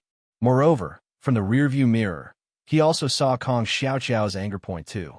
He could not help but swallow his saliva and said, "Hey, brother Lu, that girl just now, why does she look like a younger sister-in-law, too?" Hearing this, Louis Chen looked at him from the corner of his eyes and said, "You have to continue to practice your eyesight, too." Feng Gang almost suffered internal injuries from holding in his breath. His 1.80-meter-tall burly man said with a face full of feces, "Hey, are you kidding me? I don't know your sister-in-law, but you don't know her, too. She looks like she's going to town. Should we wait for a while?" 2. Louis Chen said expressionlessly, "No need. Let's go, too." Feng Gang raised his eyebrows when he heard that. He then looked at Kong Xiaoqiao, who was panting on the ox cart behind him. He thought about it and decided to forget about it. The other party probably didn't see him clearly either. It was better to avoid trouble. Therefore, the two of them left without even fighting point 2. Kong Xiaoqiao was angry for a long time, and her good mood was ruined. Fortunately, she arrived in town in a short while. After thanking the ox car driver, she said goodbye to him and strolled alone in the only bridge town within a radius of dozens of miles. This town was not particularly big. It was just a main road, a few branch streets, a food station, and a supply and marketing agency. They were all very easy to find. It was at the intersection of the most central street. There was hardly anyone on the street. It was not lively at all. It was the time of spring plowing. Most of them had to go to the fields. There were no hawkers, so there were no snacks at all. But unexpectedly, there was a long line at the food stand. At this time, a lot of things were supplied, and these were all sold out. Therefore, if you wanted to eat meat, you had to line up early. However, Kong Xiaoqiao's luck was good today. She came late, but not many people came to buy meat today. It was the first time Kong Xiaoqiao saw such a scene, and she was very curious. She heard the two women in front of her chattering. "Sister-in-law Wang, are you also here to pick up meat today, too?" Sister-in-law Wang chuckled and said, Yes, isn't this my son who just got engaged? There are quite a number of relatives coming to the house. No matter what, we have to buy some meat for the Teeth Festival. Aunt Lou, why are you also here to pick up the meat, too? When the person who was called Aunt Lou heard this, her mouth was so wide that it almost reached her ears. She said happily, "It's my second son. His aunt has introduced a person to their food station. She has already taken a fancy to him. He came to the house to pay his respects, too." When Aunt Wong heard that, she immediately said in surprise, "What? He's from the food station? Is that true? Io, if that's true, that would be the best. You're lucky. Take a look, too." When Aunt Lou heard that, she said with a bright smile, "It's all thanks to his aunt's luck, too." When Aunt Wong heard that, she smiled and said, "That's right. Your family's little sister-in-law is famous for having a good life here. She married into a good family, too. Now, the two of them are working at the supply and marketing company. They earn cash. TSK, I'm so envious, too. All right, how old is she? How's her family situation, too?" When Aunt Lou heard that, her smile disappeared and she whispered, "The others are pretty good, but she's a little older. She's 35 this year, and she left behind 2 girls, too." When sister-in-law Wong heard that, she hurriedly patted Aunt Lou's arm and said, "Hey, although she's a little older, this is nothing. Her son-in-law has a good job, and her second son's life will be better in the future. What's the big deal about being older than 10 years old? When she gives birth to a son, why would she be afraid of not being able to stand firm in her in-law's family? This mother-in-law can also borrow some light. Look at you, what a good marriage. Don't look so sad. Just like that, we can't even beg for it, too." When Aunt Lou heard that, she also smiled and said, "Look at what you're saying, too." When Aunt Wong heard that, she said very enthusiastically, what a good happy occasion. All right, we're all dying of envy. However, I hope that we can get some good meat and fat today, so that we can fry some oil when we go back, too." After that, the two of them chatted about other things one after another. However, most of them were firewood, rice, oil, salt, soy sauce, vinegar, and tea. Meanwhile, Kong Xiaoqiao, who was standing behind them, did not look good at all. A teenager was not considered old. The other party was married twice and had 2 daughters. Wasn't this pushing her own daughters into the fire pit? Was this still considered a happy occasion? 2. From the tone of her voice, it seemed that she was very impressive to work in a food station. However, when Kong Xiaoqiao looked at the food station, she saw that it was a pork seller. All of them had oily faces and looked sloppy. They were all big and burly, and their faces were full of fierce meat. They did not even have the slightest bit of hesitation when they raised and slashed their knives, but they were all expressionless. It was as if they owed him 8 million yuan. This young lady in her prime, too. Kong Xiaoqiao felt terrified just thinking about it. How could it be like this? She actually thought it was good. Looking at the happy faces of the 2 people in front of her, they did not feel guilty at all. Point 2. After that, she could not help but shiver. She remembered the original owner's eavesdropping words. It seemed like she was going to marry her off to someone from some supply and marketing agency. She heard that that person was not young anymore. Otherwise, how could she have schemed against Lu Yichen, too? Just as Kong Xiaoqiao was thinking about something, the line in front of her finally reached her. Looking at the meat on the chopping board, Kong Xiaoqiao could not help but frown. She had never seen meat sold this way. A whole fan of pork was on the chopping board. The ribs were not picked out, and the rib cage and streaky pork were not separated. It was almost as if the meat was cut into different places. The man who sold the pork looked at Kong Xiaoqiao and said angrily, "How much do you want?" 2. Kong Xiaoqiao held the meat ticket in her hand, swallowed her saliva, and said, "Can you give me some streaky pork?" 2. Hearing that, the man who sold pork said angrily without any good expression, No. Do you want to buy it? If you don't want to buy it, then forget it." Next, 2. Kong Xiaoqiao's expression immediately turned bad. She stood there and said to the man who sold pork, "Hey, what kind of attitude is this? What do you mean by no? That piece is clearly streaky pork, too." The man who sold pork chopped the knife on the chopping board with a bang. After looking at Kong Xiaoqiao, he felt that this person was very unfamiliar. However, after looking at her appearance, He felt that this person was very unfamiliar. Point two. He frowned and said loudly, "This is how we sell meat here. You are not allowed to pick. You can't get whatever you want. Otherwise, who will want the remaining skinny ones, too? Little girl, this is your first time buying meat, right? Let me tell you, this is the rule. Do you want it or not? If not, then next, too." When Kong Xiaoqiao heard this, her expression was very bad. The people around her also tried to persuade her. "I say, this daughter, this is how we buy meat here. You can go wherever you want, too." That's right, that's right. Aya, are you going to buy it or not? If not, I'll buy it. This piece of meat is good. It's all fat. If you don't want it, just give it to me. Give it to me too. Kong Xiaoqiao took a look. That was not good. If she did not buy it, she would probably be robbed in a while. She had no choice but to bite the bullet and buy 3 gene of meat. Point two. Kong Xiaoqiao held the fat meat in her hand and was speechless. How is she going to eat this?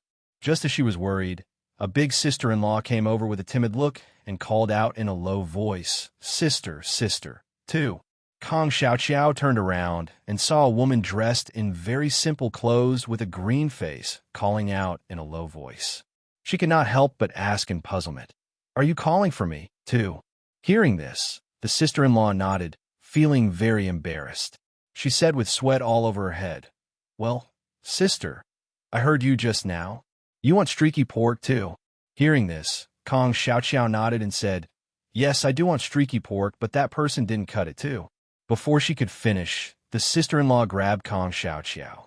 Without waiting for Kong Xiaoqiao to come back to her senses, she was dragged to a hidden place and looked left and right as if she was a thief. Kong Xiaoqiao immediately became alert. What did this person mean? Could it be that she had met someone who was abducting and selling women, too? She had heard that times were very chaotic at this time. Abducting and selling women were also common. Thus, Kong Xiaoqiao said warily, "Hey, what do you want to do? My man is nearby. My man is from the ministry. If you have any wicked thoughts, quickly put it away, or else, too." Before Kong Xiaoqiao finished speaking, the sister-in-law's face turned pale from fright. Then, she waved her hand excitedly and said with difficulty, That big sister, don't misunderstand. I don't mean anything else, too. Yes, it's this meat, too." Kong Xiaoqiao frowned when she heard that. This person wanted to rob her meat? So, she hid the meat behind her and said, "Quickly let go of me, or else I will call someone, too." The sister-in-law was anxious when she heard that, and she was about to cry. She said with a sobbing tone, "Big sister, I really don't mean anything else. I just want to ask you, can I exchange with you and change the meat, too? Big sister, look, this is all top-quality streaky pork. However, my family is poor and my child is sick. I came over to buy some meat and use some oil to give them some meat. When I saw that you don't like the fat in your hands, I thought, too. Big sister, I don't treat you unfairly. I have 3 pounds and 2 ounces of meat here. Exchange for your 3 pounds of meat. I won't take advantage of you. Look, too." When Kong Xiaoqiao heard this, she didn't spit out a mouthful of blood. She almost suffered internal injuries from holding it in. She said with a look of despair, "Big sister, if you want to exchange for meat, just say it. What are you doing? You make me nervous. I thought I met a bad person, too." After saying that, she patted her own chest. This was really, too. Kong Xiaoqiao did not understand. Wasn't it just exchanging meat? Did you have to be so mysterious? She was so scared that she thought she had met, too. However, Kong Xiaoqiao did not know that people nowadays were very different. Although the weight was about the same, it was common for people to be poor now. No one wanted lean meat, and they all liked fat meat. This way they could go back and make meat oil, and they could also cook vegetables, so the value of the meat in her hands was higher than that of her sister-in-law's 3 pounds and 2 ounces of meat. Point two. That person was also afraid that others would criticize her for taking advantage of her. Of course, she also took a very big risk to exchange meat with Kong Xiaoqiao. What year was it now? Although the policy had started to loosen, the influence from before in the village was still there. If it wasn't for the fact that this sister-in-law's family really had no other way, she wouldn't have dared to take such a speculative risk. Otherwise, why would she drag Kong Xiaoqiao over to discuss it in a low voice? In fact, she was thick-skinned enough to tell Kong Xiaoqiao that she wouldn't take advantage of her point too. However, Kong Xiaoqiao didn't take it seriously at all. In her opinion, it would be the best if she could exchange it for the streaky pork she wanted. She didn't need to rely on meat oil, she just wanted to eat meat. As a modern person, Kong Xiaoqiao did not think that such a transaction was a big deal. However, the current society was not like this. Because of this, Kong Xiaoqiao caused a lot of trouble in the future. After bidding farewell to this sister-in-law who looked like she was going to cook, Kong Xiaoqiao went to buy some seasoning and some vegetables. She came in a hurry and did not bring any baskets or plastic bags. Fortunately, that sister-in-law knew that she was in the wrong. She gave Kong Xiaoqiao 2 plastic bags for free, and it was a very old bag that could be used to store noodles. Fortunately, it was still clean, and Kong Xiaoqiao did not mind. At this moment, she bought things with her own equipment point too. It was spring now, so there were no seasonal vegetables. Moreover, this was a rural area. Every family had a vegetable garden. However, it was already good enough to find some potatoes. She only bought some dry goods, such as fungus and some eggs. However, no one bought them, and the quantity was small. Of course, these were not fixed.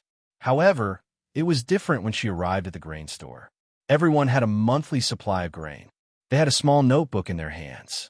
It was impossible to give them extra. When Kong Xiaoqiao was in high school, the supply of grain was 31 caddies. However, when she married someone, the monthly supply of grain was 27 caddies. The reason why Kong Xiaoqiao was able to enter high school was because of the state's policy. It was because of the extra caddies of grain point too. Now, out of the 27 caddies of grain, there was 1 caddy of rice, 2 caddies of white flour, and 2 caddies of millet. The rest was corn flour, corn stubble, sorghum rice, and other things. There was also 8 tails of soybean oil point too. Louis Chin had more than her. However, they were all directly distributed by the unit. Everything in the house was swept clean by the original owner's mother. There was nothing left. It was not enough to have a food receipt and a food notebook. They had to spend money. These grains and oil together cost 5.50 yuan. In addition to the pork, it was 1.21 caddies. 3 caddies was 3.60 yuan. This was 9.10 yuan. In addition to the vegetables and dried goods, oil, salt, soy sauce, vinegar, seasoning bowls, and chopsticks that they bought. In total, it was more than 10 yuan point two. However, the bowls and plates were really cheap. They were not limited to a few cents each and could be bought with money. Although the workmanship was a lot rougher, it was also convenient to use. After Kong Xiaoqiao finished buying these 13 times, she was completely dumbfounded. The things were cheap, a few cents and a few cents. However, she couldn't bear to buy so many things. When she turned around, the money was gone. What was worse was, looking at this pile of things, how could she take them home? 2.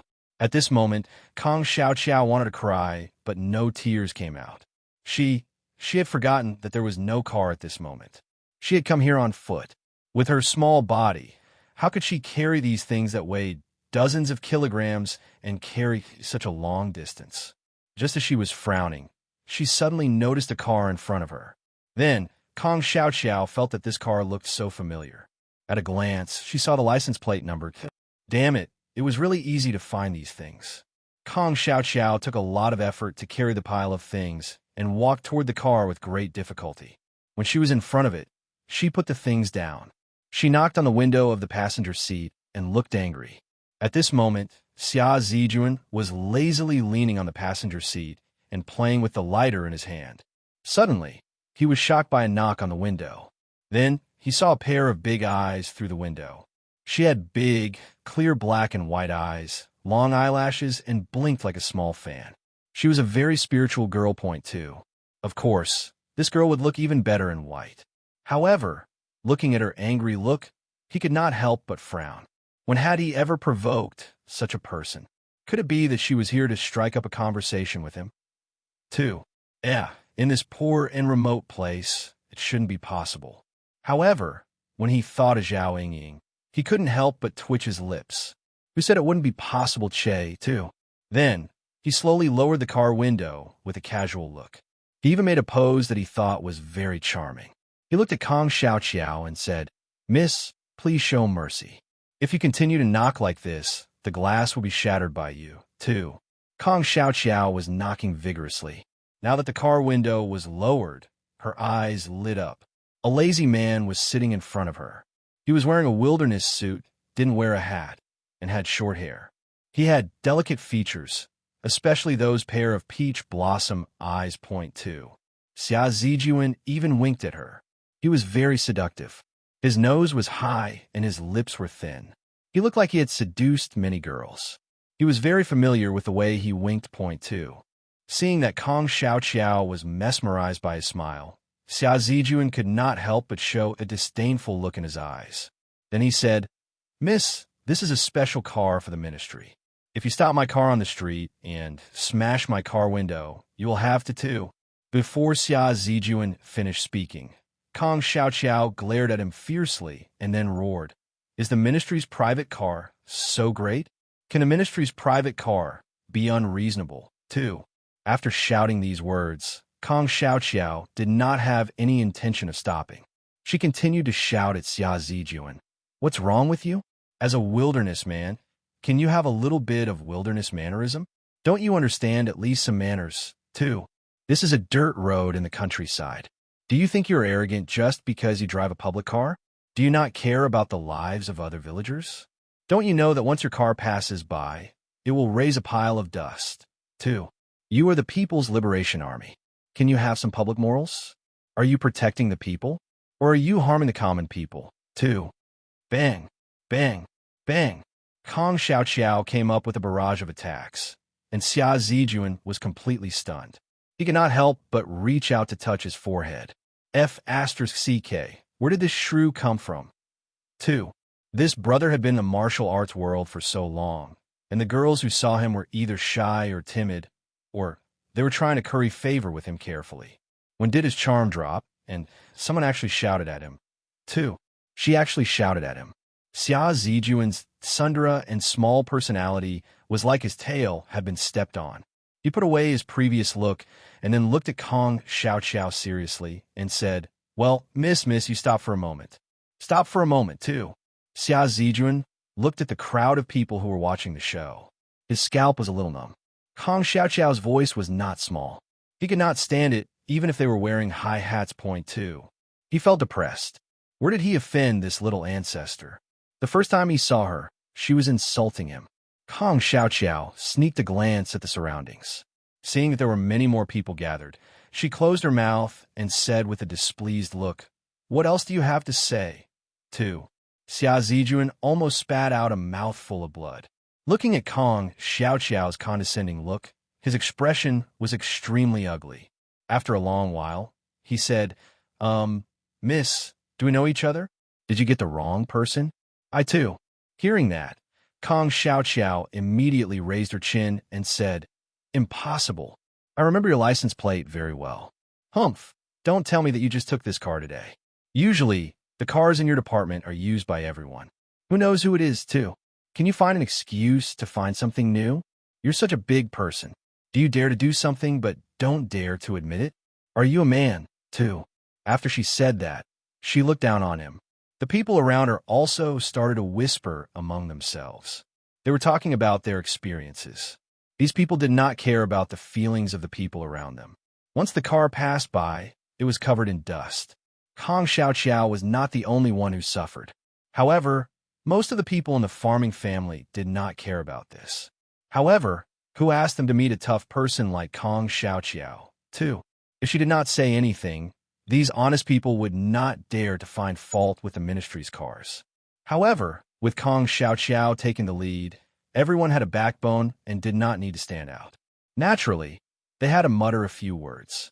There were even some who were bold enough to scold him. Point two. As Kong Xiaoqiao's words provoked them, the reaction of the people quickly became more intense. Xia Zijuan's good-looking face, whether it was his eldest daughter, daughter-in-law, or aunt, had disappeared without a trace. Now, everyone looked at him with an expression of disgust and condemnation. Point two. Xia Zijuan really felt an internal injury from holding it in. Could he say that this car was really not driven by him this morning? He had just transferred from the higher-ups and had just arrived here not long ago. How did he become the target of this black girl? 2. He was now very sure that this girl was not here to strike up a conversation with him. She was definitely here to find trouble. When he thought of the owner of the car that he had taken over, he could not help but grit his teeth. You Louis Chin, you were deliberately setting me up. Point 2.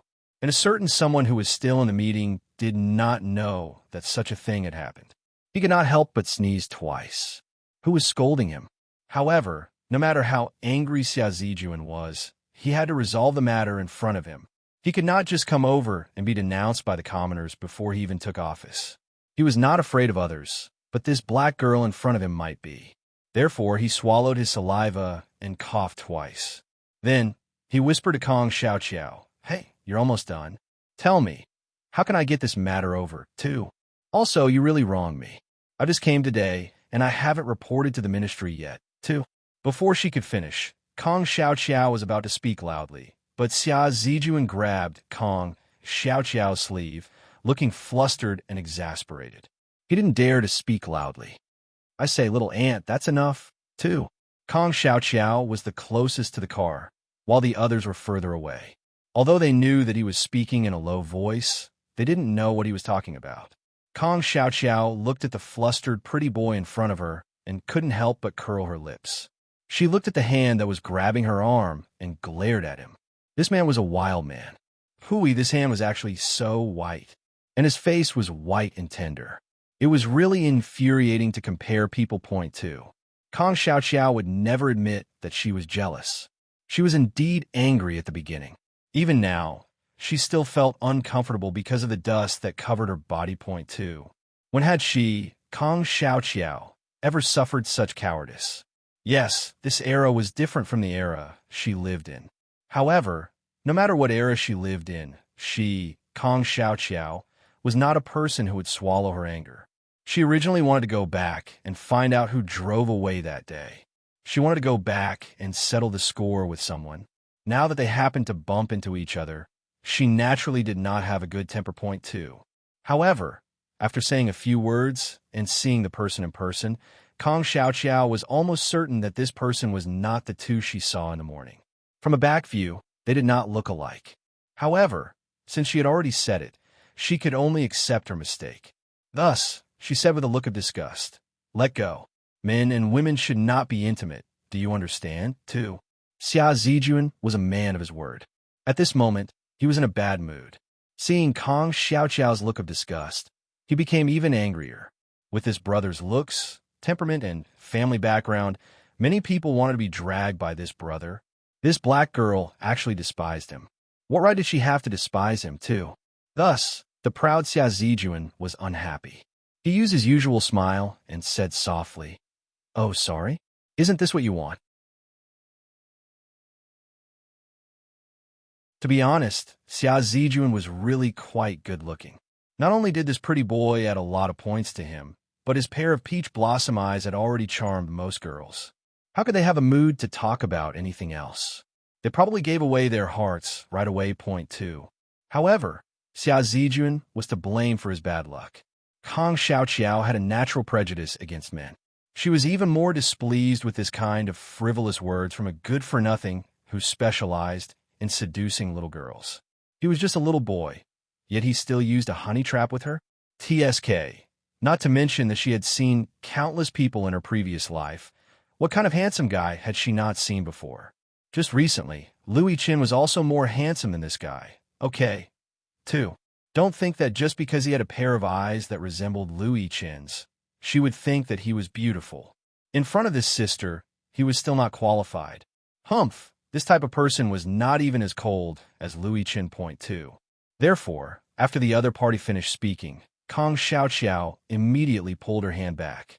Then, as if she was frightened, she shouted loudly, "Hey, what are you doing? Why are you dragging me? What do you mean, to? In broad daylight, you too?" Before she could finish speaking, Xia Zijuan hurriedly released his hand, as if he had touched a hot potato. Sure enough, when he turned around, many aunties beside him were looking at him with strange gazes. Point 2. Xia Zijuan could not help but curse in his heart. This smelly girl, really too. Damn, what kind of taste did he have? Why would he fall in love with a country girl who was so black? In the city, there were many fair-skinned and beautiful girls who secretly gave him flirtatious looks. However, he did not expect to fall in the hands of this black girl today. Point 2. Therefore, he hurriedly waved his hand and said, that, I really did not mean anything else. Don't misunderstand. 2. Not that I want to say it, but there are only a few cars in the ministry. Indeed, everyone is changing shifts. However, I have received your suggestion. When I go back, I will definitely give them a good lesson. This will definitely not happen in the future. Young lady, don't worry, I will definitely punish them severely. 2. These words were really firm and decisive. In addition to his appearance and his very stable tone, the anger of the people around him gradually subsided. After that, everyone began to give him suggestions one after another. This person was very thick-skinned and accepted it readily without a trace of impatience. Kong Xiaoqiao's mouth twitched when she saw this point too.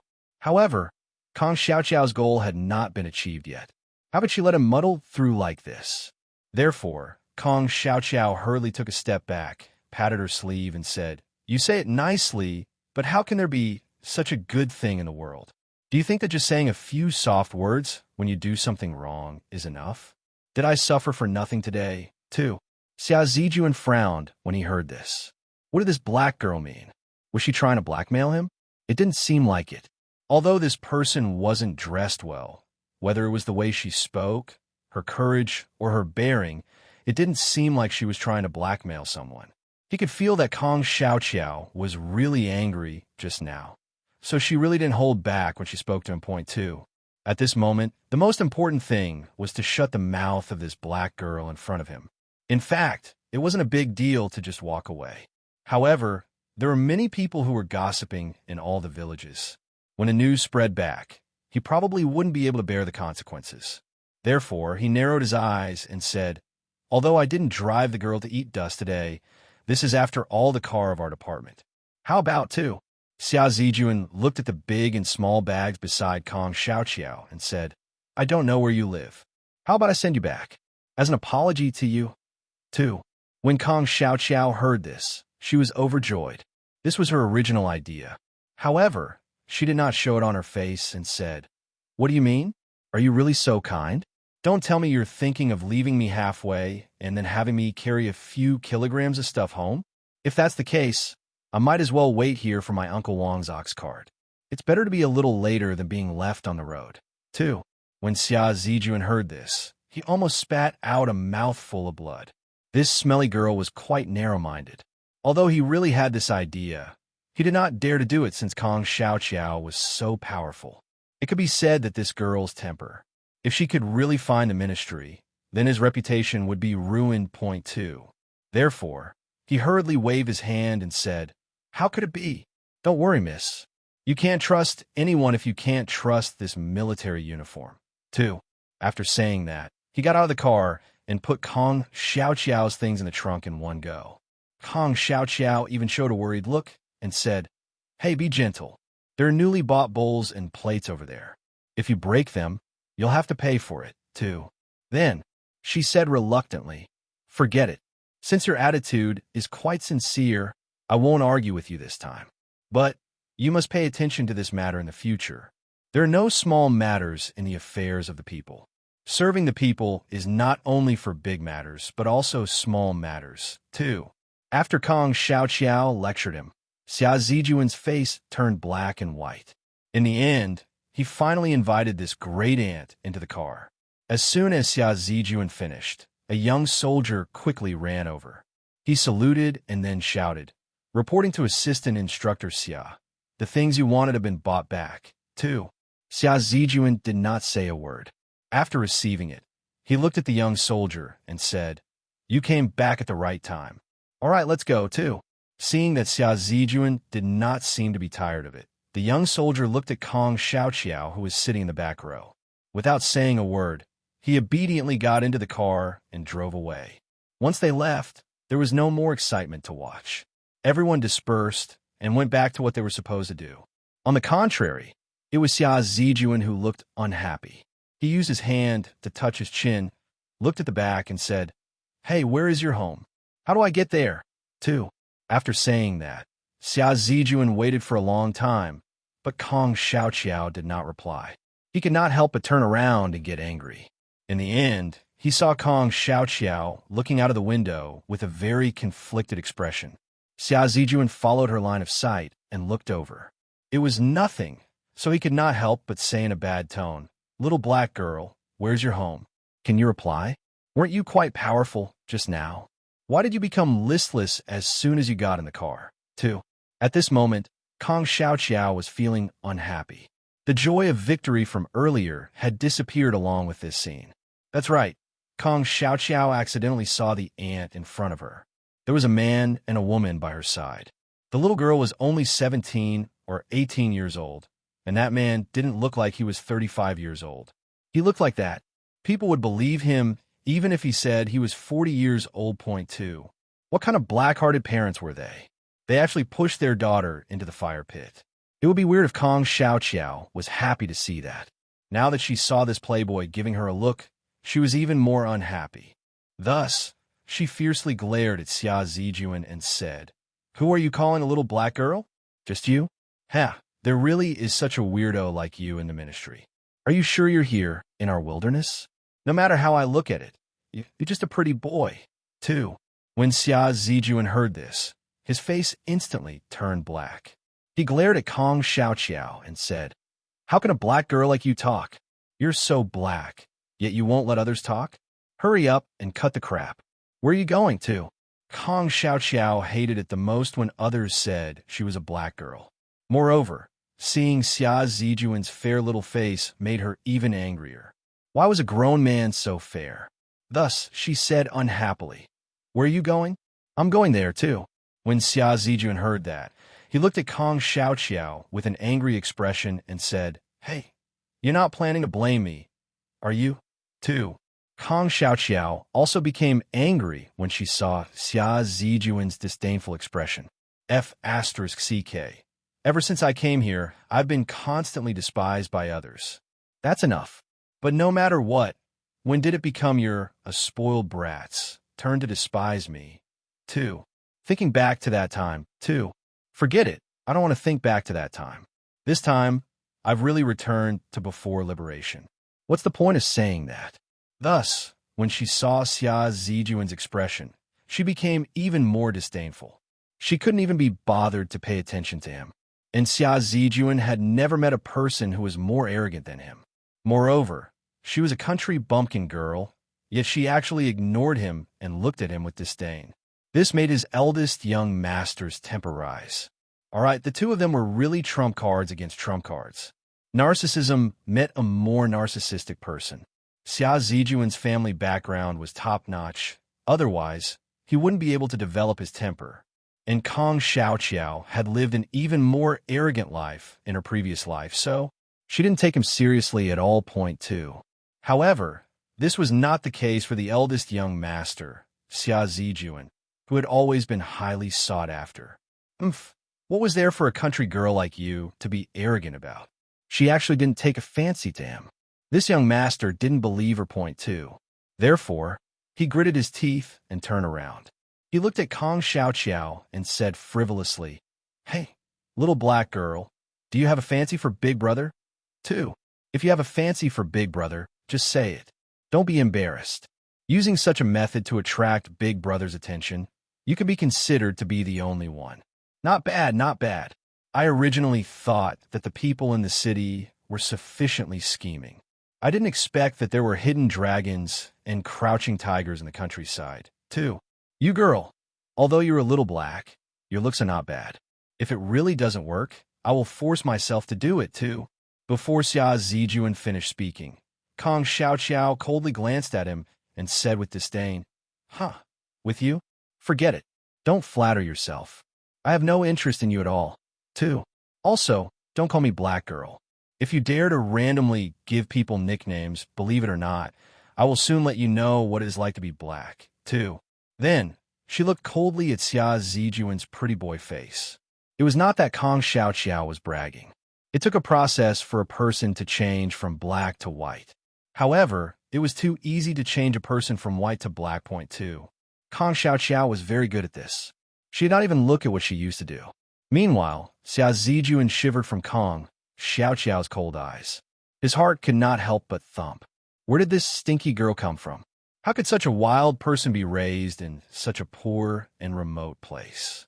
However, after taking a closer look at Kong Xiaoqiao's clothes, he could not help but frown.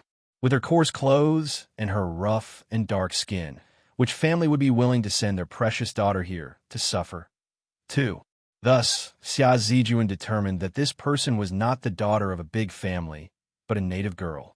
Yet, such a person actually dared to look down on him. Xia Zijuan was unhappy, so he narrowed his eyes and revealed the most charming smile. Oh, you're angry? Fine, fine, fine. If you don't want to say it, then don't say it. But you have to let me call you something, too. Then he patted his clothes and said, well, you can call me Junzi Xia. What's your name, too? Kong Xiaoqiao frowned when she heard that. This person was really as shameless as a pester. However, when she saw his smile, Kong Xiaoqiao was displeased. No matter how she looked at it, it looked like he was trying to seduce a little white rabbit. Did he really think that she, Kong Xiaoqiao, was infatuated with him? Therefore, she curled her lips and said, Junzi Xia? What a gentleman. Why do I see that you're not a gentleman at all? 2. As soon as Kong Xiaoqiao's words fell, Xia Zijuan's face contorted. Just as he was about to speak, Kong Xiaoqiao's words came again. Let me tell you, put away this trick of deceiving little girls. It's useless to me. My husband is 100 times better looking than you, and I'm already immune to it. You can only deceive those innocent little girls, too. After saying that, she looked out of the window with a disdainful expression, and Xia Zijuan's face instantly cracked. Gritting his teeth, he said, Tisk, stop bragging. How old are you? You're already married? And you still say that your husband is 100 times better looking than me? Bah! People who are better looking than me haven't even been born yet. 2. Kong Xiaoqiao's words infuriated Xia Zijuan. This proud peacock was so angry that its face turned ashen. The way it looked at Kong Xiaoqiao was not right. All right. Although Xia Zijuan had already reached the level of an associate instructor, his age was about the same as Louis Chen's. They were both young men in their early 20s. However, Louis Chen was much more composed than him. Similarly, he would definitely not be able to anger Louis Chen. However, this was Xia Zijuan's Achilles heel. He thought that he was charming and handsome. He was the most handsome man in the entire department. Most of the matters that the department needed to negotiate with the outside world were done by him. Moreover, he was a man of words. He had done everything well. With his temperament and demeanor, he was more pleasing to the eye than those country bumpkins who were suntanned. Point 2. Thinking of this, Xia Zijuan sighed. There would actually be a day when he would be reduced to the level of a country bumpkin. Just thinking about it made him angry. Also, could it be that this black girl in front of him had bad eyesight? Was she blind, too? He was originally fine in the city. However, his father had ordered him to stay in this desolate place, and was even in the same department as that damn Louis Chen. This already made him very unhappy. Point 2. However, when he heard that Louis Chen was married to a country bumpkin, he just happened to gloat at his misfortune. In the end, before he could laugh at others, he was laughed at by this D***MN girl in front of him. How could he swallow this down? Hence, he stopped laughing and said with an extremely unpleasant expression, Tiske, keep bragging. I don't believe it. If your man is half as handsome as me, you can say whatever you want, too. Kong Xiaoqiao did not expect Xia Zijuan to be so angry. In her heart, she looked down on him. No matter how she looked at him, he was not someone who came to the wilderness together. She really wondered how he got here, too. However, if there was someone above him, it would be hard to say. Thinking of this, Kong Xiaoqiao looked down on him even more. However, looking at his unconvinced look, she could not help but squint her eyes. Such a good-for-nothing would definitely not be short of money. If she did not cheat him now, when would she do it? Therefore, she narrowed her eyes and said with admiration and pride, My husband is naturally 100 times better looking than you. Don't believe me? If you don't believe me, let's make a bet. $100, too. What, too? When Xia Zijuan heard that, $100, he then looked Kong Xiao up and down and said, what big words. You're dressed so shabbily. Do you have $100, too? When Kong Xiao heard that, her face turned ugly. She glared at Xia Zijuan and said, who are you calling shabby? You're the one who's shabbily dressed. Your whole family is shabbily dressed. What's wrong with my clothes, too? All the people in the country are wearing these clothes. Do you think you're so great in a green army uniform? Don't forget that your green army uniform was saved for you by us commoners, too. Then, Kong Xiao said with a serious face, no, I say, are you a soldier? I've never seen a soldier like you. It can't be that you relied on your family to get to the top, right? Too. After saying that, she said with disdain, if you can't stand the hardship of being a soldier, then quickly go home and drink milk. Don't ruin this uniform and bring shame to the wilderness people. 2. When Xia Zijuan heard that, his face turned black. He gnashed his teeth and said, you sharp-tongued little girl. I wear this military uniform with my true ability. Don't talk nonsense here, too.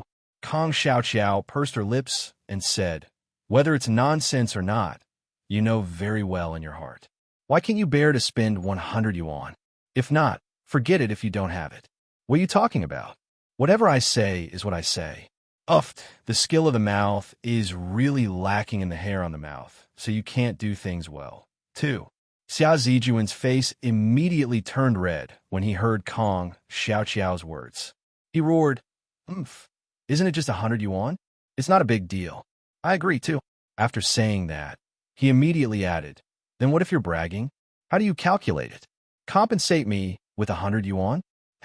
It's not that I look down on you, but I'm afraid you can't afford it at all, too.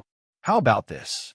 If you're bragging, I'll also need you to compensate me with so much money.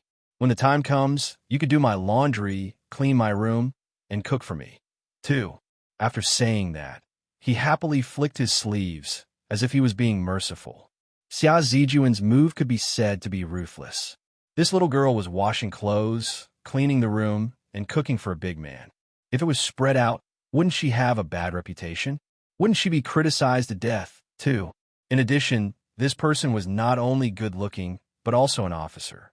With Kong Xiao's standard dress, wouldn't a lot of people scold her for being shameless, too? Kong Xiao was not a fool, so she narrowed her eyes and looked at the smiling Xia Zijuan.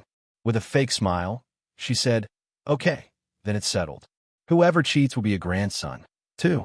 High five is an oath, too. When Xia Zijuan heard this, he was excited. The two of them immediately high five 3 times, and the matter was settled. The young soldier driving the car broke out in cold sweat. There were a few times when he wanted to remind this new assistant instructor, but he did not succeed. At first, he did not recognize that the person sitting behind was Kong Xiao, but it did not take long for him to remember. Wasn't this the sister-in-law of Unit Lu's family in the Special Forces Department? She had changed her hairstyle today, so he did not recognize her for a moment. What should he do? Unit Lu was a famous evil god in the department, but his looks were also famous for being good point too. Although this new assistant instructor wasn't bad-looking, he was still a few points behind Unit Lu. When he thought about the 100 yuan, it was 100 yuan, which was enough for his allowance for a few months. Unit Lu's sister-in-law. That was really a scam. Was he going to expose her, too? But before he could say anything, Xia Zijuan glanced at him and said, the weather isn't hot. Why are you sweating? Xiao Wang, are you feeling unwell, too? As soon as Xia Zijuan said this, Kong Xiao also looked over. Then, she frowned. This person looked a little familiar. It was true. There were only a few cars in the ministry, and only a few soldiers were driving. Although Kong Xiao could not call this person's name, she also knew him point two. Therefore, she blinked and said, if you're feeling unwell, don't hold it. You have to go to the health center immediately. Fortunately, we'll be there soon. Do you know where my home is? Send me there, and you can go to the health center to have a look. How about I help you ask for leave for my husband, too? As soon as Kong Xiao said this, Xiao Wang immediately wiped the cold sweat on his head and hurriedly said, No, no need. Sister-in-law, I'm fine. I'm strong too. Did he still dare to speak?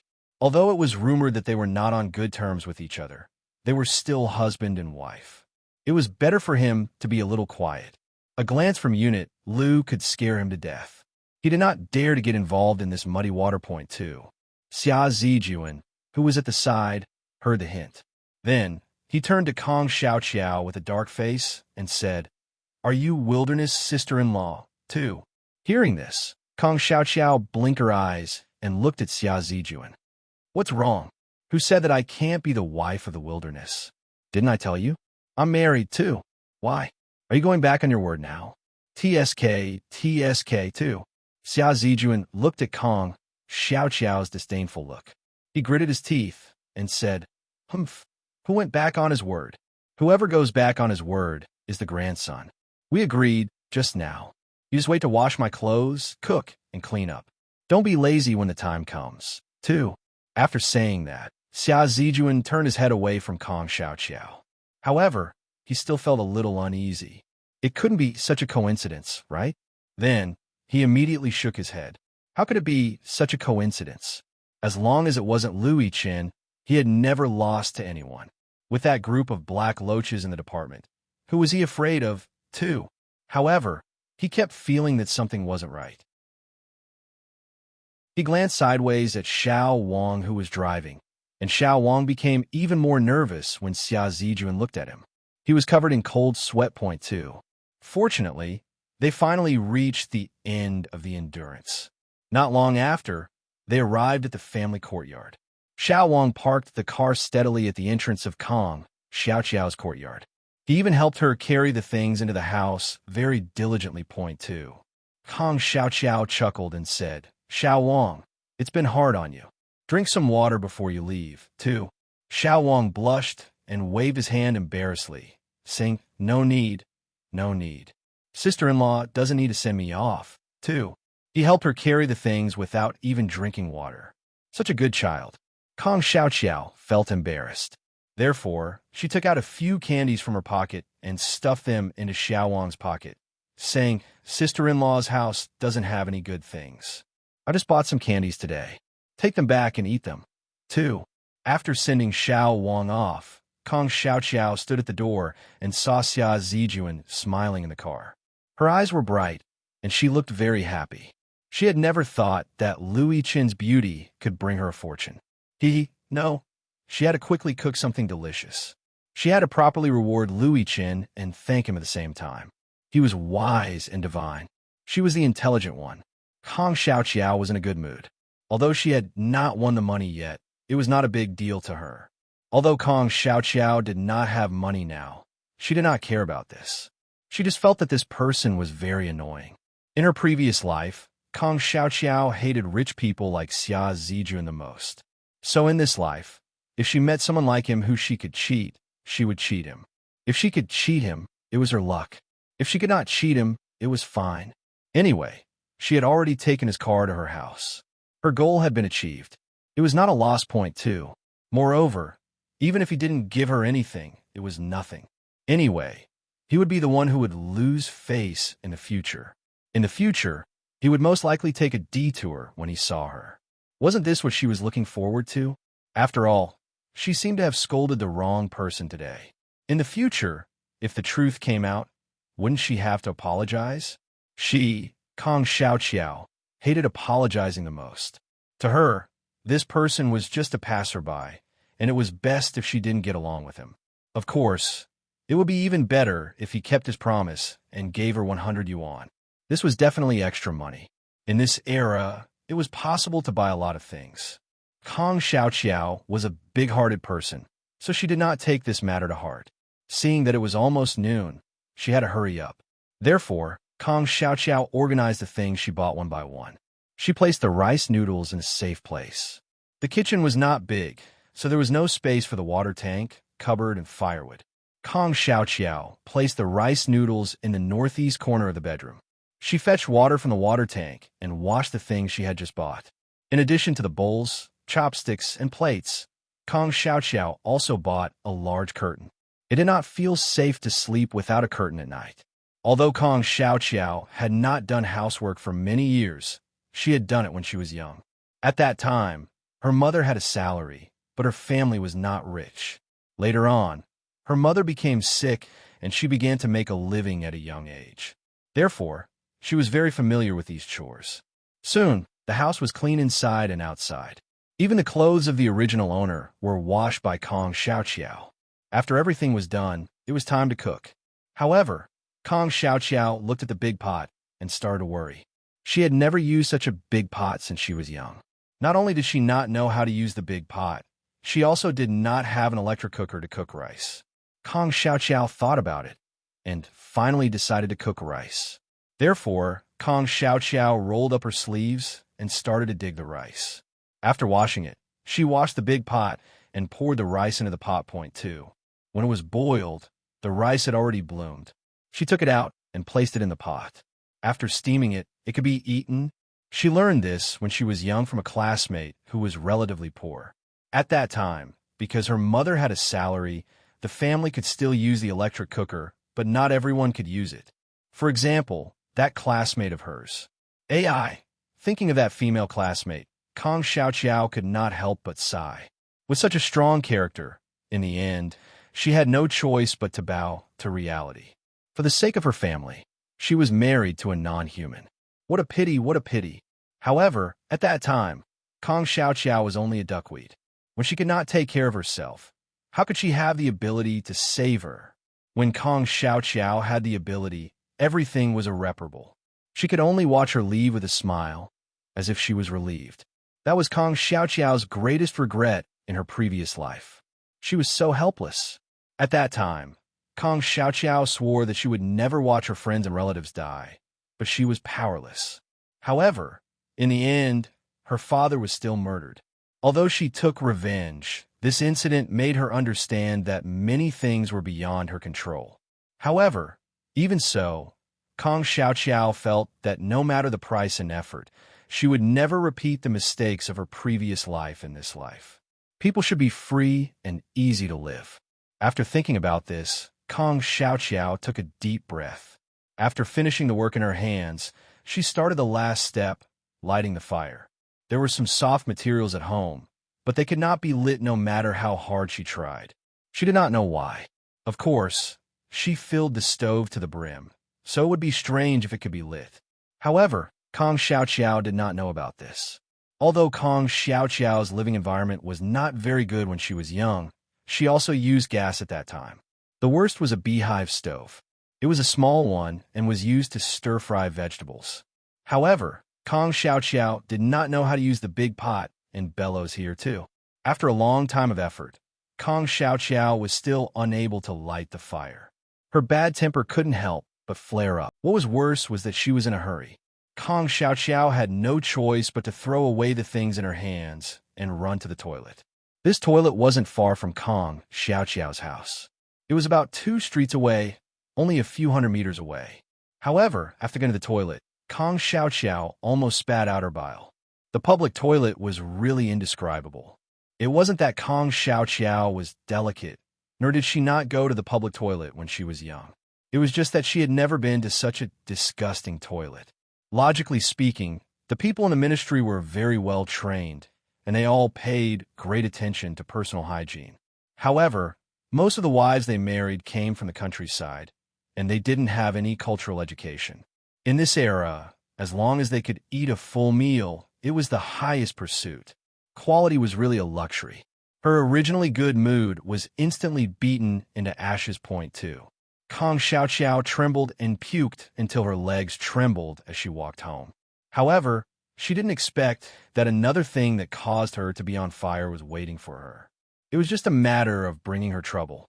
She saw a large group of people gathered in front of her house. It was quite a lively scene.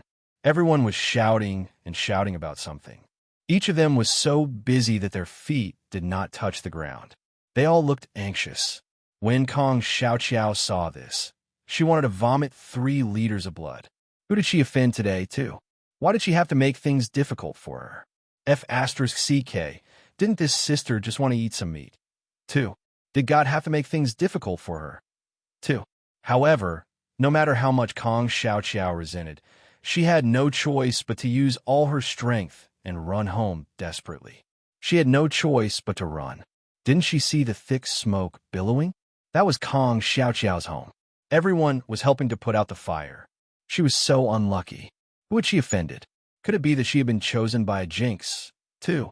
By the time Kong Xiao Xiao ran to the courtyard, the fire was almost under control. She used all her strength to push the crowd away and directly opened the door to enter the kitchen. Then she was completely dumbfounded, too. Was this still her home? More importantly, why was this person in front of her, who shouldn't have appeared here? The fearless Kong Xiao Xiao instantly felt her entire body turn cold. Instinctively, she turned around and wanted to escape. However, there seemed to be a hand behind her that grabbed her clothes. No matter how she struggled, she could not break free. Well, it wasn't as if, but a hand did grab Kong Xiao Xiao's clothes. Then, Kong Xiao Xiao felt a chilly wind pass by, so cold that she couldn't help but shiver and have goosebumps all over her body. Before she could do anything, she heard the person behind her with a dark face and a cold expression. His voice was unusually cold, and he even said through gritted teeth, "Where are you going?" Too. When Kong Xiao Xiao heard this voice, her previous hope was instantly shattered into pieces. Her expression was also very bad. Before Kong Xiao Xiao could say anything, Lu Yichen gently exerted force, and Kong Xiao Xiao was like a little chick. She was dragged in front of Lu Yichen. Point 2. Kong Xiao Xiao, who was originally feeling uneasy and guilty, instantly held back her anger until her face turned red. Her eyes were filled with anger, and the flames in her eyes wanted nothing more than to burn Lu Yichen into ashes too. *T, again too. Did he really think that this sister was a little chick? She mentioned it, so she mentioned it. Lu Yichen too. Kong Xiao Xiao did not hide her anger at all. Lu Yichen naturally saw it clearly and could not help but be stunned. What's wrong with this stupid girl? She almost set the house on fire, but he had not done anything to her yet. Who was she going to show her anger to, too? Thus, his expression was very bad, but he suppressed her anger and said in a low and serious voice, "What do you want to do?" I'll deal with you later. Go back to your room first, too." After hearing this, Kong Xiao Xiao's anger was already on the verge of exploding. She looked at Lu Yichen with a face full of anger and gritted her teeth as she growled, "Let go." 2. Lu Yichen was stunned when he heard this. Then he saw Kong Xiao Xiao growl in exasperation. "I said let go, did you hear me? Are you deaf too?" Whether it was in her previous life or this life, Kong Xiao Xiao hated the feeling of being restrained by others the most. She had never seen such a thing like being gently mentioned by Lu Yichen in her 2 lives. The last time she was thrown on the road by Lu Yichen, it had already made this young miss angry enough. It wasn't over yet here it came again. Point 2. It was unbearable. Moreover, Kong Xiao Xiao wasn't a patient person. At this moment, she was ready to fight. Just as she was about to make a move, Lu Yichen seemed to have realized something and quickly let go of her. Kong Xiao Xiao took 2 steps back out of habit. Before she could do anything, sister-in-law Wang, who was next door, came over with an empty bucket of water. She frowned and said, "Unit Lu, it's almost done here. The fire should have been put out, too. What nice house. Now it's so dark. It's really... Fortunately, we didn't suffer much damage. However, our houses are all connected. If it were to burn, it would be over. Fortunately, the fire was put out in time, too." The first person to notice was Wang Xuehua. This morning, Kong Xiao Xiao said that she was going to town to buy meat, so she paid attention. How could she not see such a big car passing by? However, it was rare for sister-in-law in the wilderness to use the ministry's car. These were all scarce items. The ministry didn't have enough people, so how could it be their turn? Besides, for the sake of reputation, they didn't dare to use it recklessly. Because Kong Xiao Xiao had taken a public car back, many sister-in-law were particular about it. Of course, most of them were envious and jealous. Who wouldn't want to ride a small car? However, if they wanted to take a car, they had to get their men's consent. Thinking about this made them sad. The men in this ministry prioritized their work. Borrowing a public car for their wives to use was something that they didn't even need to think about. Point two. Wang Shuahua was different from the others. Although she didn't like Kong Xiaoqiao because of her man's layer of relationship, she was more tolerant towards Kong Xiaoqiao. In one case, Kong Xiaoqiao was still a young girl, and she was still so young. She was only a few years older than her elder daughter. She didn't feel proud to bully a child that was only half a year old. Point two. She looked like she was already in her 30s. She didn't have the spirit of Zhao Xiaolan and the other little girls. Because she was thinking about Kong Xiaoqiao and how she was a prodigal, she came over to take a look after the house was tidied up. Well, it was lucky that she came. Otherwise, who knew how the fire would have burned? At this moment, looking at the gloomy Louis Chin and the red-faced Kong Xiaoqiao, she frowned and sighed.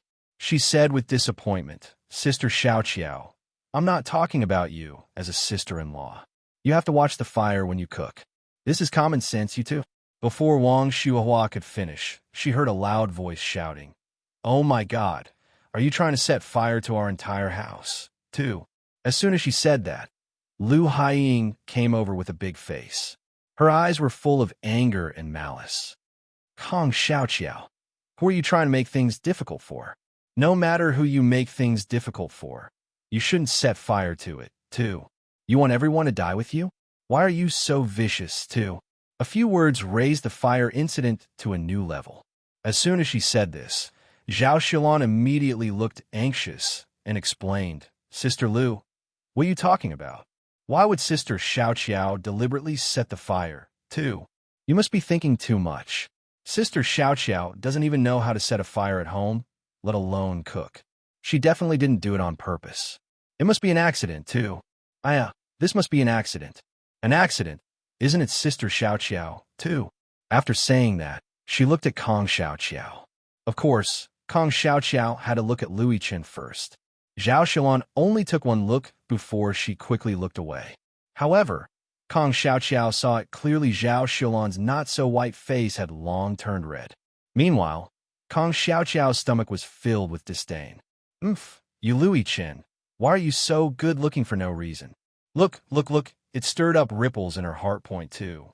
Of course, Kong Xiaoqiao looked down on Zhao Xiaolan's little thoughts, and her impression of her was even worse. Meanwhile, a certain someone who was despised had an inexplicable look on his face. What was all this about? However, before Kong Xiaoqiao could say anything, Lu Haiying immediately picked up the topic and said with disdain, "Yo, I've never seen a girl who hasn't even cooked at home and hasn't even burned the fire. No wonder no one went to propose marriage. No wonder she's so hard to get married, too." Before Lu Haiying could finish, she suddenly heard Wang Shuahua coughing heavily.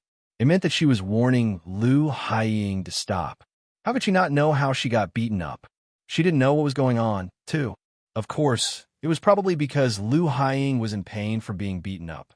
After receiving Wang Shuahua's reminder, she forcefully swallowed back the words that came after, but she still didn't spare anyone and said, Since you don't know anything, why did you suddenly think of cooking? Hui, do you really think that it is easy to cook, too? P.S. Sorry to have made everyone wait for so long. Thank you for not forgetting each other and never abandoning each other. Every day, you didn't forget to leave comments in the comments section to cheer Duo on, vote for recommendations, and tip your relatives. Thank you all. Point two. In fact, Duo was also very anxious and wanted to update everyone early. However, with a new member in the family, it always took time to get used to it. Most of Duo's time was occupied by the little guy. Even if she wanted to update, there was nothing she could do. Poor me, too. Every day was particularly fragmented. Duo could only make use of the time she snatched to hurry up and write. However, the effect was minimal and could barely save a little. However, days passed day by day, and Duo didn't want everyone to wait too long, so too, she picked a good day to meet everyone. 6 and 9, these two numbers were pretty good. There was only one complimentary day a year, too. However, the update was an update, and they still had to wait for more updates. It was very simple. Duo didn't have a draft. Sob, too. It was already very good to be able to keep updating every day. So, dear ones, please forgive me. Wait for Duo to save some draft, and then I'll add more updates for everyone. Mwah. Love you too. The daily update time is still the same old formula, and it is still the same old flavor. Every morning at 7 o'clock, she will greet the rising sun with everyone. 2. Kong Xiao Qiao, you did it on purpose. Do you think you can shirk responsibility just because you don't know how to light a fire? No way. I will definitely report this matter. If one day it happens again, no one will know how they died. 2. Lu Haiying's words were a little too harsh. In fact, the matter of the fire was not a big deal, but it depended on how they treated it. Although the house was on fire, it did not actually cause any major damage. It was just that the walls of the house had been blackened by the smoke, and some of the sundries had caught fire. The worst thing was the cupboard, which was on the verge of falling apart from the fire. Everyone's main target for putting out the fire was only this cupboard point too. To be honest, this family was so poor that they did not even have a few decent igniting equipment. Therefore, they dispersed after saying a few words. However, if this matter was to be exposed to the ministry, Kong Xiaoqiao would definitely be criticized and educated. After all, fire prevention was a big matter. Even in the future of modern technology, fire prevention was still the top priority. Thinking of this, Kong Xiaoqiao felt sullen. When she left, she had clearly moved the soft materials on the edge of the stove aside. Why was it still on fire? Kong Xiaoqiao didn't understand, but she couldn't let Lu Haiying continue to cause trouble.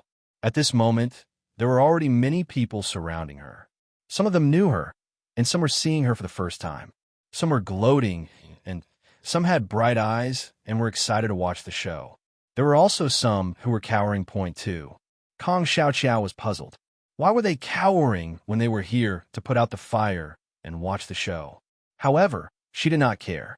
There were not many people in the room, but everyone was listening at the door with their ears perked up. Point 2. Therefore, Kong Xiaoqiao's eyes curved. After that, she looked down again. With a shy and embarrassed face, she said helplessly, Sister-in-law Lu, I really did not do it on purpose. 2. Actually, when I was at home, I also helped sister-in-law. I was just not very familiar with it. 2. The reason I thought of cooking this time is mainly because 2. At this point, Kong Xiaoqiao's face turned red, while Lu Haiying said disdainfully, Humph, you're making it up. Keep making it up. I want to see if you can make something up, too. In the face of Lu Haiying's provocation, the corner of Kong Xiaoqiao's mouth curled up a little. Then, she disappeared immediately, as if nothing had happened. Then, with a sincere face, she said to Lu Haiying, Sister-in-law Lu, I've already apologized to you this morning. It's my fault for beating you yesterday, but you can't frame people like this. This is a new socialist country. It's time for reform and opening up. It's not the time back then where you could be a bully as long as you don't go above the line. 2. After saying that, a pair of big black and white eyes looked straight over, stabbing Lu Haiying like a knife. Lu Haiying immediately quibbled. Don't talk nonsense. I know what you mean by reform and opening up, but when did I go above the line to humiliate people? Don't talk nonsense, too.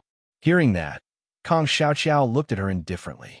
The aura on her body changed, and her small body became straight. She looked at Lu Haiying with disdain and continued, We all know who is talking nonsense. I don't know how I have offended sister-in-law, Lu, so ruthlessly. She won't let me off. If the old society was really killed by your sharp mouth, there would be no room for reasoning, too. But 2. At this point, Kong Xiaoqiao's expression turned cold and stern. Her large eyes narrowed slightly.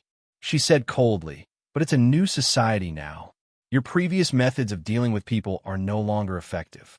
I don't care how many people you have harmed in the past, but don't even think about harming others in the future. Humph. The eyes of the masses are bright, too. After saying this, she looked calmly at Lu Haiying's livid face. To be honest, Lu Haiying might be impulsive and not very smart, but her methods were indeed quite good. It could be seen from the previous confrontation. She must have succeeded before. Otherwise, she wouldn't have used so many tricks. At this moment, seeing her livid face and restless expression, she was even more certain. After a few breaths of time, Kong Xiaoqiao retracted her aura. With a sincere face, she continued, Yes, it was my fault today. I didn't watch the fire well and almost made a big mistake, causing everyone to go through so much trouble to help put out the fire. I really want to thank the sisters-in-law for their warm help. This is indeed my fault for making everyone worried, too. After saying this, she pursed her lips. With a somewhat pitiful and aggrieved expression, she said, "But I really didn't do it on purpose. Sister-in-law Wang, sister-in-law Zhao, and the other sisters-in-law, you all know that Yi-Chen has been gone for many days, too." Saying this, with a face full of aggrievement and a little stubbornness, she looked at everyone and continued, We just got married. But the days we spent together can be counted on one hand. Yes, he's a wilderness man. He has to carry out missions and contribute to the country and the people. I can't stop him, can't ask about it, and can't say anything, too. But since I'm married to him, I naturally want to live a good life with him. I don't know how to cook, but I can learn. I just want to cook a delicious meal for our Yi-Chen, too. Besides, I've heard the old man say that to capture a man's heart, the first thing to do is to capture a man's stomach. I too. At this point, Kong Xiaoqiao couldn't help but blush again. Her face was so shy that she couldn't continue. When the people around heard this, they couldn't help but burst into laughter. No one had expected Kong Xiaoqiao to be so down-to-earth and say such words. In addition, she was young, with big watery eyes, long eyelashes, furry hair, and a red face. She looked so shy that no one knew what to say, which made everyone laugh. This person was good-looking, and it was easy to gain the favor of others. In addition to her silly and naive words, in front of these wild sisters-in-law, she would only feel more adorable. What else was there? The solemn atmosphere from before also disappeared in an instant. Not only that, there were those with a straightforward personality who even teased Lu Yi-Chen, saying that he had married a good wife and was blessed. No one paid attention to Lu Haiying at all. Everyone was still very tolerant towards their new daughter-in-law. Not to mention a pretty girl who spoke in a relaxed manner, neither servile nor overbearing, with a little naivety. Although Kong Xiaoqiao's words were a little naive, it was indeed the truth.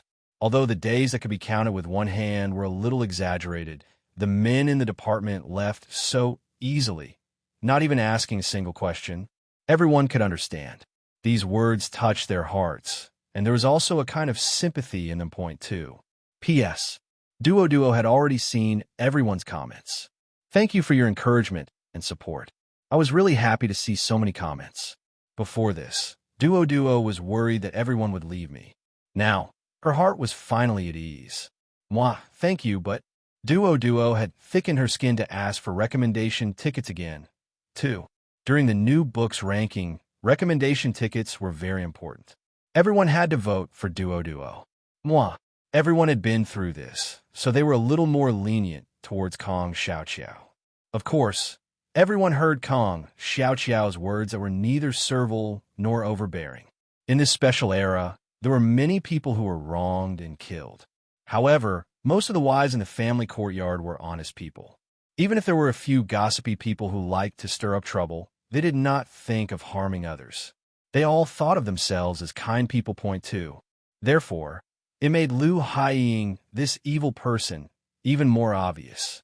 They were even more disdainful of people like her, who did little things. Point 2. As soon as Kong Xiaoqiao's words fell, Lu Haiying's expression became even uglier. She was impulsive and abhorred evil, but she was not stupid. She could still hear the meaning behind her words. The good situation just now had been reversed by a few simple words from Kong Xiaoqiao. Instead of getting revenge, she had provoked herself. It was easy to imagine how angry Lu Haiying was. In her heart, she wished that she could tear Kong Xiaoqiao into pieces. This shameless person. She even said such words. She was really not ashamed. What was even more unexpected was that these people actually joined in the jeering. At this moment, she was so angry that her face looked as if she had been scooped out of a vat of dye. Point 2. Just as she was about to go up and scold Kong Xiaoqiao without caring about anything, Wang Shuohua, who was at the side, saw that the situation was not good. She quickly went up and grabbed Lu Haiying. She kept signaling her with her eyes, telling her to stop talking. Moreover, It was useless even if she said it now. She knew clearly in their hearts that they would only have a worse impression of her point too. This situation was also out of Zhao Xiaolan's expectations. How could it be resolved in this way? Had the world changed? Such a shameless person, yet everyone was still treating her well? Shouldn't everyone drown her in their own saliva, too? Of course, what she did not know was that people's hearts were evil, and all they saw was evil. People's hearts were good, so naturally it was a good thing. Everyone did not have any enmity towards Kong Xiaoqiao, so everyone just treated this as a joke. It would be over after some teasing. However, whether it was Zhao Xiaolan or Lu Haiying, they both hated Kong Xiaoqiao. When it came to treating people they hated, no matter how good the words were, they could find faults. This was like picking on a bone in an egg. Now that they had entered a dead cycle, she naturally could not understand. Of course, the most important thing was Louis Chen. Kong Xiaoqiao actually dared to say such shameless words in front of Louis Chen. She even grabbed a man's heart to grab his stomach first. She really dared to say it. Thinking of this, her expression was filled with hatred. How could such a shameless person be worthy? How could she be worthy, too? After a long while, the anger in her heart calmed down. She could not help but secretly raise her eyes to look at Louis Chen. However, other than his usual seriousness and coldness, there was no change point too. Zhao Xiaolan quickly lowered her head. As for what she was thinking, no one else knew. Meanwhile, Louis Chen, who had a cold expression on his face, could not help but stiffen the corner of his mouth. This stinky girl really dared to say that. How could she have a nerve to say such words? Wasn't she too embarrassed, too? However, when he saw Kong Xiaoqiao making nonsense, sometimes she was nervous, sometimes she was at a loss, sometimes she was shy, sometimes she was righteous. Her eyes could not help but sparkle point too. He had never seen such a fickle person in his entire life, and he had also never seen someone who could make so many expressions and changes in just a few minutes. Moreover, she made the right choice. She was soft when it was time to be soft, and hard when it was time to be hard. When it was time to gain sympathy, she would never be shy point too. How thick-skinned was this person to be able to train up such skills, too? Louis Chen really looked at Kong Xiaoqiao in a new light this time. However, although Louis Chen clearly knew that Kong Xiaoqiao's words were all made up and could not be counted at all, she was clearly the one who wanted to make a good meal for him and grab his stomach. She wanted to eat meat, all right, too. However, for some reason, these words sounded comfortable to his ears. Therefore, after his expression calmed down, he said in a cold voice, "Thank you for your hard work today, sister-in-law. It's almost lunchtime, so I won't delay your meals. I'll come to thank you another day." 2. Louis Chen didn't hold back at all when he ordered them to leave. After saying this, he even inadvertently glanced at Lu Haiying. His gaze was extremely cold, but it was more lethal than Kong Xiaoqiao's. Although he didn't say anything, this protective action was very obvious, and the others naturally understood it. Wang Xuehua knew how to behave. After listening to him, she immediately said, "Yeah, that's right. It's already lunchtime. The children must be starving." 2. Unit Lu, since we're almost done here, we'll go back first. Also, Sister Xiaoqiao, don't get angry. Fortunately, the damage isn't serious. If you need any help, just let me know too. After saying that, she turned around and left. She didn't forget to pull Lu Haiying. Lu Haiying's face was livid. She snorted and reluctantly followed Wang Xuehua. However, a discerning person could see that she was putting on an act. When Louis Chen glanced at her just now, she was so scared that she almost peed her pants. Now, they were even fighting. She was scared to death. Fortunately, Wang Xuehua pulled her back. It was all thanks to her. Now that the troublemakers had left, it was probably impossible to watch the show. Although everyone wanted to continue watching how Louis Chen dealt with Kong Xiaoqiao, that was her family's affair. It was not good to watch. Seeing that everyone had left one after another, Zhao Xiaolan said with a stiff smile, "Sister Xiaoqiao, I'll come over to help you after lunch. Don't get angry. It's fine, too." As soon as she said this, she smiled again and said to Louis Chen in a gentle and sweet voice, "Unit Lu, Sister Xiaoqiao, is also kind-hearted. She definitely didn't do it on purpose. Don't, too." Before she could finish, Kong Xiao said coldly. No need to trouble sister-in-law Zhao. It's just burning a cupboard. I'll clean it up myself. Take care, too. Kong Xiao didn't show any mercy and directly ordered her to leave. Nonsense. Someone wanted to seduce her man in front of her. Did she think she was dead? If she did not slap her to death, it could be considered as showing mercy. Point 2. When Zhao Xiaolan heard this, her expression froze and her face turned pale. Then, she said with an embarrassed expression, that Sister Xiao is in a bad mood. It's understandable. I won't take it to heart. Since that's the case, I'll leave first, too. After saying this, Zhao Xiaolan turned around and left in a very sorry state. Her actions were so fast that it was as if there was a wolf chasing her from behind. Meanwhile, Lu Yiqin frowned and looked at Kong Xiao with a bad expression. What are you doing this time? Kong Xiao looked at him coldly and said proudly, Humph, why do you care about me? I'm willing to. After saying that, she turned around and went into the main house. She found a stool and sat there. She poured herself a cup of cold water and drank it by herself. Seeing this, Lu Yiqin's face darkened again. He raised his feet and followed her in. Then, he sat down across from Kong Xiao and stared at her coldly. At first, Kong Xiao was quite at ease, but after 3 minutes, Kong Xiao felt a chill around her. She felt uncomfortable, so she looked at Lu Yiqin unhappily and said, What do you want to do? 2. Don't stare at me like that. Although I'm as beautiful as a flower and everyone loves me, your gaze is also very scary. Okay? Are you trying to scare me to death, too? The corner of someone's mouth twitched violently. When did this stupid girl become so narcissistic? Why didn't he realize it before? She was just a little bean sprout, and she was as beautiful as a flower, and everyone loved her, too. Therefore, after sizing her up with a doubtful expression, he said in a calm and emotionless voice, I can't tell that you're as beautiful as a flower, and everyone loves you? Huh, you really dare to say that. I think you've offended everyone in this subordinate courtyard, too. Kong Xiao's hair stood on end when she heard that. She widened her big black and white eyes and said angrily, How can you say that? What do you mean I've offended everyone, too? Then, she pursed her lips and said with a displeased expression, TSK, how many people can a new wife like me know? Even if I offend one person every day, I can't offend a bunch of people. Isn't it because of someone? I've suffered an unexpected disaster. An unexpected disaster.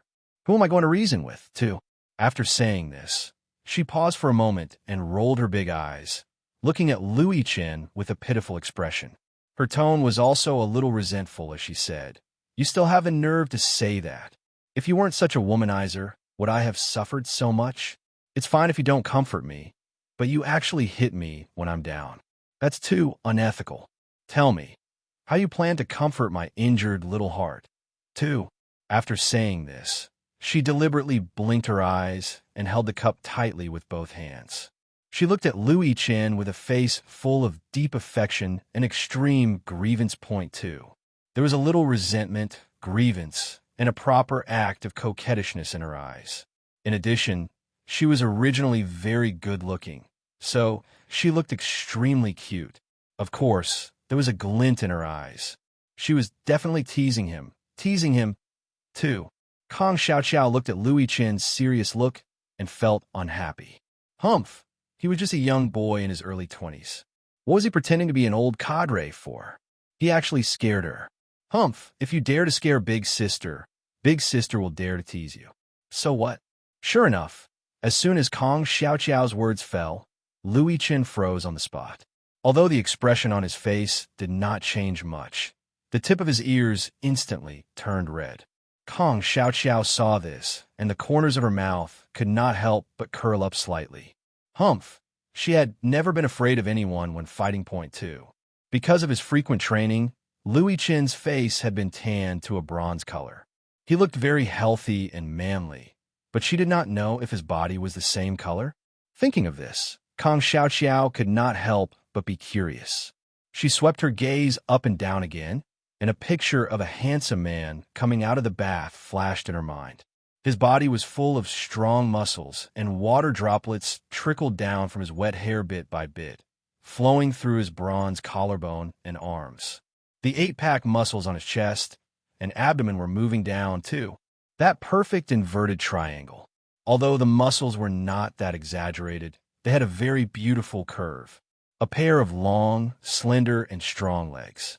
When she thought of this, Kang Xiaoqiao could not help but look at Lu Yiqin in a daze, too. A gust of demonic wind blew past, instantly making Kang Xiaoqiao feel energized. This demonic wind was really too scary. At a glance, it was Lu Yiqin looking at her with a cold and conflicted expression. When Kang Xiaoqiao thought that was Lu Yiqin's ice-cold face, her whole person was not good. She hurriedly drank a mouthful of water to calm herself down. Point 2. However, it was also strange. Was she, Kang Xiaoqiao, sick? Since when did she start to desire men? Really, too? She hurriedly shook her head and threw all this mess out of her mind. After that, her face became a little hot. To be honest, after so many years, she was used to seeing all kinds of men. There were many good-looking men, and their personalities were all different. So were playing hard to get while others were trying to please her. Kang Xiaoqiao saw all of this clearly, because when they did business together, it was inevitable that they would have to put on a show. Point 2. Therefore, although Kang Xiaoqiao was indifferent to these people and even somewhat disgusted, she had learned a lot of tricks and methods to deal with men. Point 2. Kang Xiaoqiao was a person who did not lose out because she was good-looking, had a good figure, was talented, and had a lot of money. Naturally, there were a lot of people staring at this kind of little vixen.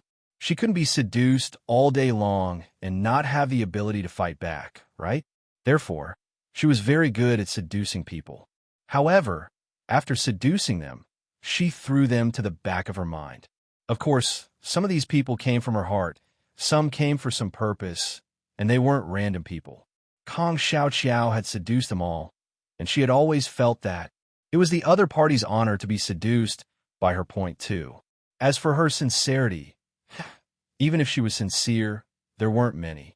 Kang Xiaoqiao had seen through it, and she had never counted the number of people she had dumped. However, with her personality, it wasn't without reason that her fiancé could treat her so mercilessly. Point 2. Having such an outstanding, beautiful, multi-talented, and rich girlfriend with a big backer, yet he couldn't touch her. It couldn't be said that the days he could only hold on to weren't easy. More importantly, facing so many suitors, and each of them being more outstanding than him, it also made him feel especially inferior, at the bottom of the earth, yet he was powerless. These many reasons, added together, finally made him walk the path of betrayal. Of course, betrayal was shameful, but there wasn't any obvious right or wrong in this world. It was just that their standpoints were different. Kang Xiaoqiao's character was a bit left-handed, but she had never wronged anyone in her previous life. And she had never let down her fiancé. Point 2. It was just that other people's marriages gave love, but hers did not. Point 2. She had thought things through for so many years and was not an important person. Moreover, he was a person who had betrayed her and been dealt with by her. There was no need to waste so much energy. Point 2. Lu Yiqin was different from all the men she had met. He was also the only one who dared to be rude to her. He would always give her a look and even educate her when he had nothing to do. It was not that Kang Xiaoqiao had a masochistic tendency, but she felt that there was not that many complicated relationships between her and this Lu Yiqin. Even if there were, it was because the original owner of her body was relying on him. This kind of relationship made her feel very passive, and Kang Xiaoqiao didn't like the feeling of being passive. She would only feel at ease if she had the initiative. She had such a strong character. Of course, it was also thanks to her character. Otherwise, she would have been eaten by others long ago. Lu Yiqin completely didn't expect that a certain one, who was still angry just a moment ago, would suddenly change her words, change too. Well, this caught Lu Yiqin completely off guard. In his 20 years of life, he had never encountered such a situation. That sorrowful tone, that aggrieved look, and that kind of gaze. What kind of gaze was that? It gave him goosebumps all over. This darn girl actually acted coquettishly towards him. Lu Yiqin felt that he must have suffered too much today. His eyes were blurry. He saw wrongly, too. Hence, he pretended to be calm and said in a cold and expressionless voice, "Speak properly. What do you mean by womanizer? You're not allowed to say such words in the future, too. Also, I haven't settled the score with you today. You're the one who's wronged first, too. Sit up straight, sit properly, and stand properly. What do you look like, too?" Two. Kong Xiao almost spat out a mouthful of blood. She was suffocated until she had an internal injury. Her small face, which was slightly proud just now, was instantly shattered on the ground. Then, a hand quickly covered her chest, looking as if she wanted to die. Seeing this, Louis Chen frowned and said seriously, "What's wrong with you? Are you not feeling well?" Two. Kong Xiao coldly rolled her eyes at him and said unhappily, "My stomach hurts, too." Hearing this, Louis Chen looked at Kong Xiao and continued, "Your stomach grows below, too." Kong Xiao was speechless. Kong Xiao was so angry. This stupid blockhead, keep pretending. You just want to keep pretending, too. Thinking of this, she didn't cover her chest anymore. She sat up straight and looked at Louis Chen with a resentful look. She said unhappily, "Isn't it just a fire? I didn't do it on purpose. How would I know that it's on fire? By the way, I spent a lot of effort only for the fire not to light. Why is it on fire after I left? Isn't this bullying, too? Also, you don't know how unlucky I am today. I went to that toilet, too." After that, there was a lot of complaints and criticism. They continued to talk for a few minutes. Louis Chen listened quietly, and his expression became more and more unsightly. Kong Xiao continued to complain as if she couldn't see it. "I say, Louis Chen, the soldiers in your division should be taught a good lesson. This is a dirt road. Once you drive, there will be a lot of dust. Can you take care of the feelings of the pedestrians, too? I don't know which idiot was so careless when driving. Later, go and check who it is. It must be severely punished. This is too outrageous, too." At this moment, a certain idiot's face was covered with dark clouds. Where did this stupid girl come from? It was actually so natural. Who gave her the courage and confidence, too? Kong Xiao completely ignored these things. She was used to it as a person in power. Whenever she saw something that was not pleasing to the eye, she would directly criticize and educate it. Her words today were already tactful enough. In fact, she did not know why. Although she had just met Louis Chen and was not familiar with him, he was not as old as her and did not pay attention to her. It gave her a sense of stability. Perhaps she could not rule out the possibility of marriage. With a trace of karma, she naturally treated him as a person to complain to. Not only that, Kong Xiao blinked her big eyes and suddenly came up with a plan. With a face full of grievance, she continued to say pitifully, "Louis Chen, let's discuss it. Look, there is no other house next to our house. There's a large empty space. Let's build a toilet and use it ourselves. Isn't it more convenient, too? Also, I don't know how to use this big stove and bellows. It's almost summer, and it's quite hot to cook in a room. Why don't we build a simple small stove in the courtyard? Cooking like this, too. Cooking, too." As she said this, Kong Xiao couldn't continue. The truth was Louis Chen's cold and gloomy face was too scary. Although he wasn't old, his expression made it seem like it was real. While at the very least, that gloomy face made Kong Xiao, the fearless young lady, feel a little scared. Therefore, at this moment, her face was very stiff, and she said awkwardly, What's with your expression? No, it's just, too." Before Kong Xiao finished speaking, Louis Chen's face was gloomy and his eyes were slightly narrowed. His gaze seemed to be able to kill people as he said, "Isn't it just what? Why aren't you speaking? Didn't you say that just now, too? You're young and have a lot of requests. You still have the nerve to say it. What did I say to you this morning? Did you turn a deaf ear to it, too?" Too. Kong Xiao then remembered what Louis Chen had told her this morning to calm down for the next 2 days. As for her, too, thinking of this, she couldn't help but swallow her saliva. After coughing lightly, she said awkwardly, that didn't want to cook something delicious for you, too. Hearing this, Louis Chen slightly raised his chin, glanced at Kong Xiao, and said, "What about delicious food, too?" "I cook to eat. Are you trying to kill me by cooking and setting fire to my food? 2. Kong Xiao pouted and glared at Louis Chen. How can you say that? Why do I want to kill you? Didn't I tell you that I didn't do it on purpose? What else do you want, too? Louis Chen saw Kong Xiao's fearless look and couldn't help but twitch his lips. What about food? Didn't you want to cook? I'll give you a chance. Cook well at home. If you can't cook well, you're not allowed to go out, too. After saying that, he walked out. Kong Xiao saw him and quickly shouted, Hey, what do you mean? Why do you want to put me under house arrest? 2. You want me to cook? No matter what, you have to make the fire burn. Do you think that I am a small fire person who can breathe fire? 2. When Louis Chen heard this, he could not help but stop walking out.